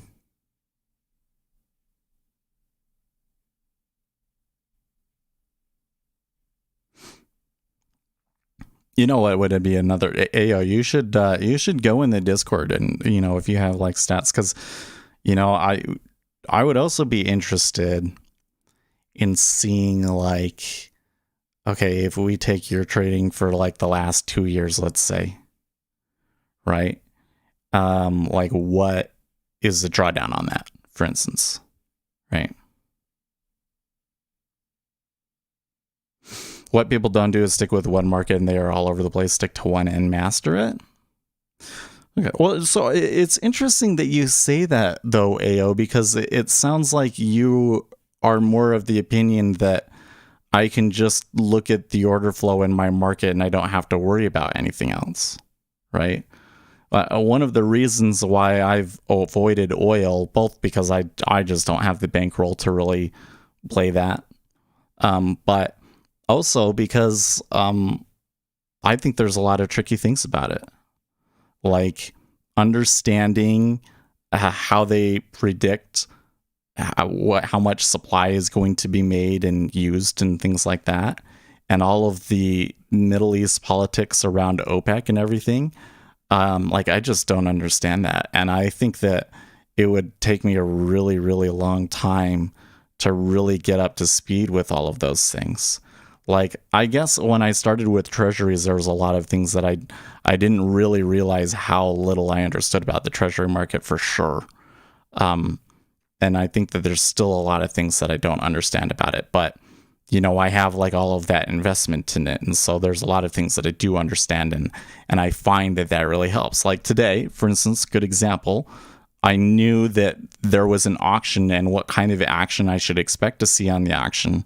And when I didn't see behavior that suggested to me rate locking sort of hedges that gave me a good inkling that there was likely going to be a quick move down where we just kind of slipped through and there wasn't a whole lot of volume required for it to happen.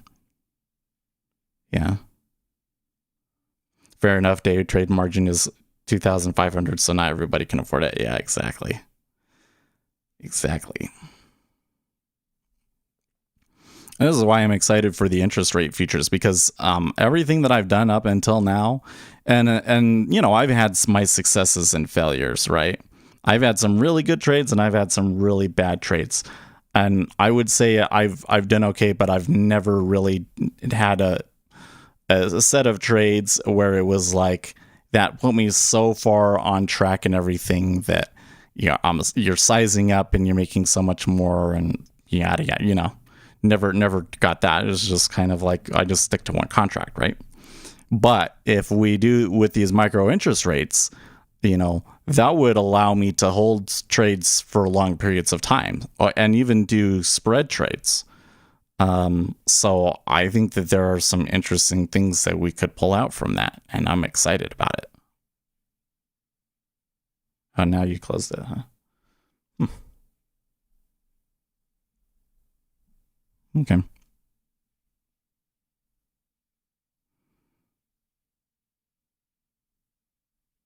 I had to Google what shut-in production was for last year's hurricanes. I have no idea, even oil. Yeah, it's like there's a lot to learn about the oil markets. But I wonder how much of that information AO actually uses. Yeah, 10 contracts is a lot. Well, and so to that point, so another interesting question to ask people like yourself is like, what did you start with? Because I'm going to guess that you probably had another successful career, that you had some money sitting around that you could work with. Where did what you started with come from? Because usually successful futures traders kind of are, or were already successful in a domain and were financially secure in order to be able to come in and even like start taking those risks, right? Yeah, weekly drawdown. That would be the most interesting thing to me, is because it's a low win rate strategy. How big are the drawdowns? You traded 10 years for 2 years. Okay. When were you trading the 10 years?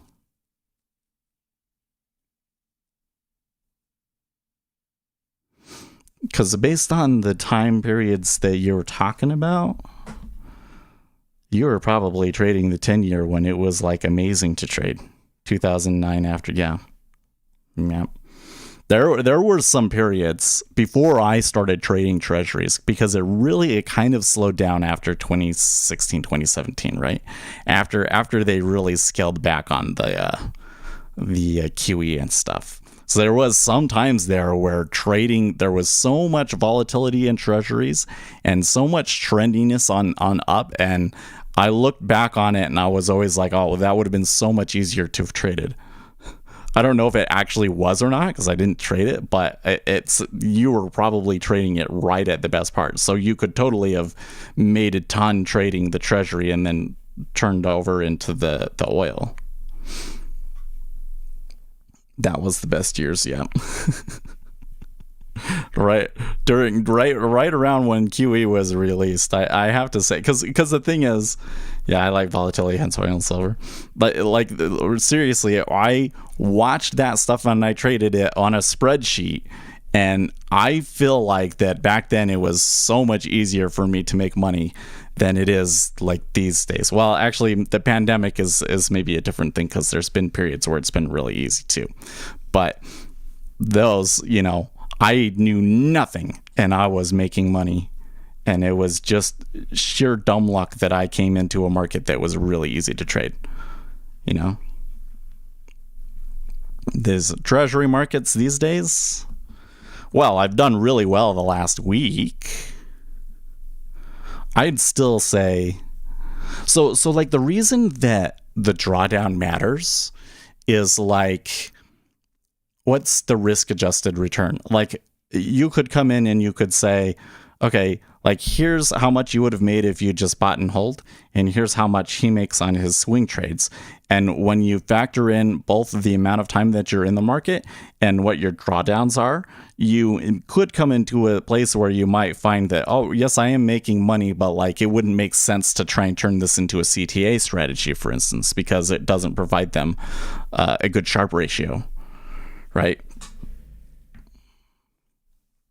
You trade Dow CFDs futures? Oh, so you're from Europe.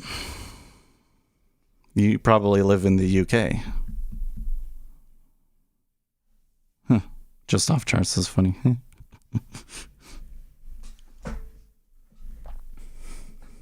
Yep. AO says, yep, man. That's cool, dude. Yeah, so the reason why I kind of come into this whole thing is because I've been teaching. I mean, I don't like to be like the guru, but I do find things and I try and teach them to people. Not because I think I'm so smart and I know everything, but because there are things that I know would be useful to you, and I'm teaching them with the hope that you guys will gain insights from them and then turn around and share them with me, and that I'll become better as a result, right? And one of the things that I'm just learning is that price in markets is very inelastic. So a lot of the basics that we think about in terms of like trying to analyze past price in order to predict where it's going to go, based on some of the studies that have been done recently, it kind of sounds like ill-fated. Like that's never going to work because orders move it so much further, and so trying to derive some informational content out of the chart is kind of futile because the noise is just too large, right? And the difficulty in kind of sharing that is that then people will say, well, but technical analysis does work. I know people that have made money this way, and this way, right?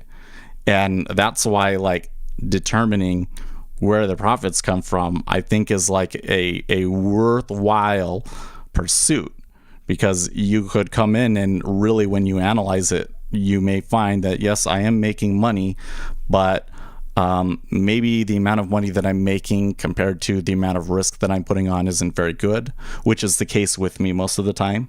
Like, I've been doing really well with these treasuries, but I'm not happy with the amount of risk that I'm putting on to do it, right? Or you might, say, well, it has nothing to do with the technical analysis that I'm doing. It's because I'm putting on risk, or because the instrument is going up, or all of these other things, And so that's why we kind of talk about them, because those are kind of like the things that you would present as evidence against that theory. And so it's kind of like, well, okay, so does it actually disprove that theory or not? And anytime that we come across some evidence like that, it's like worth investigating, right? I got slaughtered the first few times. Well, everybody gets. I mean, I think something that's really important to understand, and I mean, it really is the case, as I've met a lot of traders. I think this channel just does a good job at attracting traders that are serious in futures, because, the futures is very different from what they do in stocks, and it's not hype and everything, and it's very, very difficult. And so I think when they come in and they see somebody that's not making extravagant claims and is just trying to have a good time, like, they understand that, because they're like, these are like real traders, right? So we've met a lot of guys like that, and that have been trading for a long time and have been successful. And something that I find again and again and again is that you can make money by putting on risk, and that a lot of it is a lot of people that are successful with it are successful not because they have a really great predictive signal, some entry criteria that really makes them effective, but rather that they're really good at managing the risk of it. They're able to take trades in situations where the reward that you get is astounding, and like it surprises everybody. And then once that happens, they're able to manage it and let them run, you know. What I find funny is that people don't know how to control risk.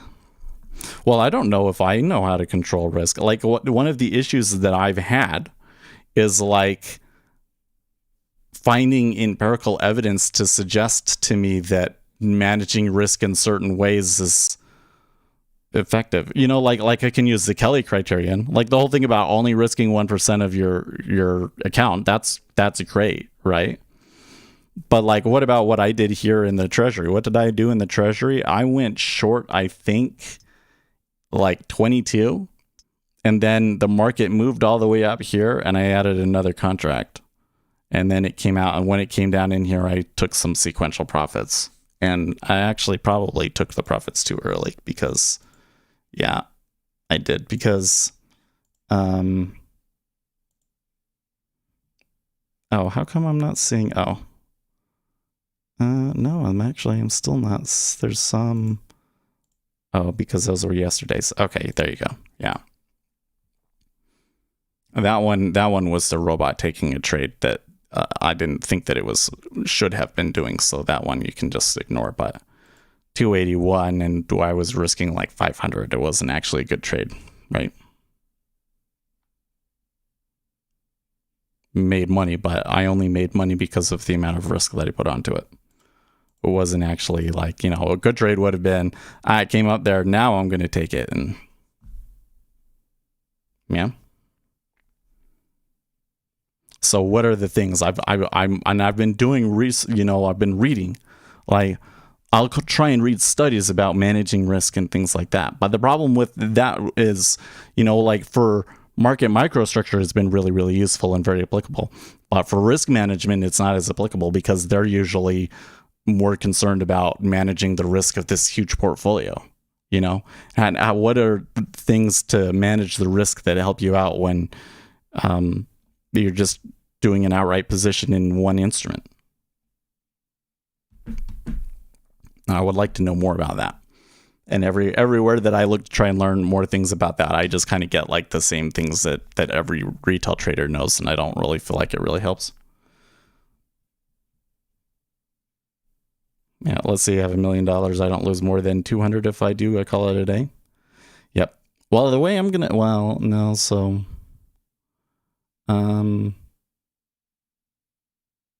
yeah, so like if I'm going to be doing these treasuries and I'm using one contract, you know, 1% of the portfolio would be like $10, right? Let's say you have $1,000 account.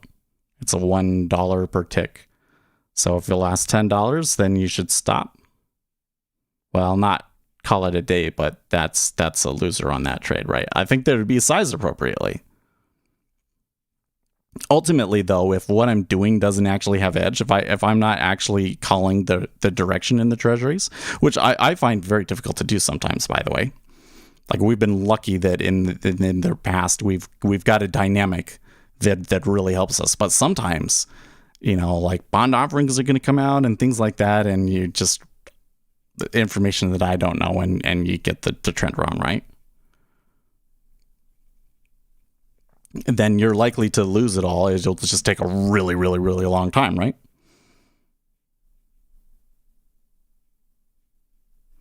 Okay, well, it's time for me to quit. Maybe we'll talk about it again tomorrow, because I know you've been in here like a lot earlier in the week, but you know, you just kind of only said a few things, so it's interesting. Okay, well, I'm gonna get going. I will see you guys tomorrow for the inflation numbers, which should be very, very, very interesting.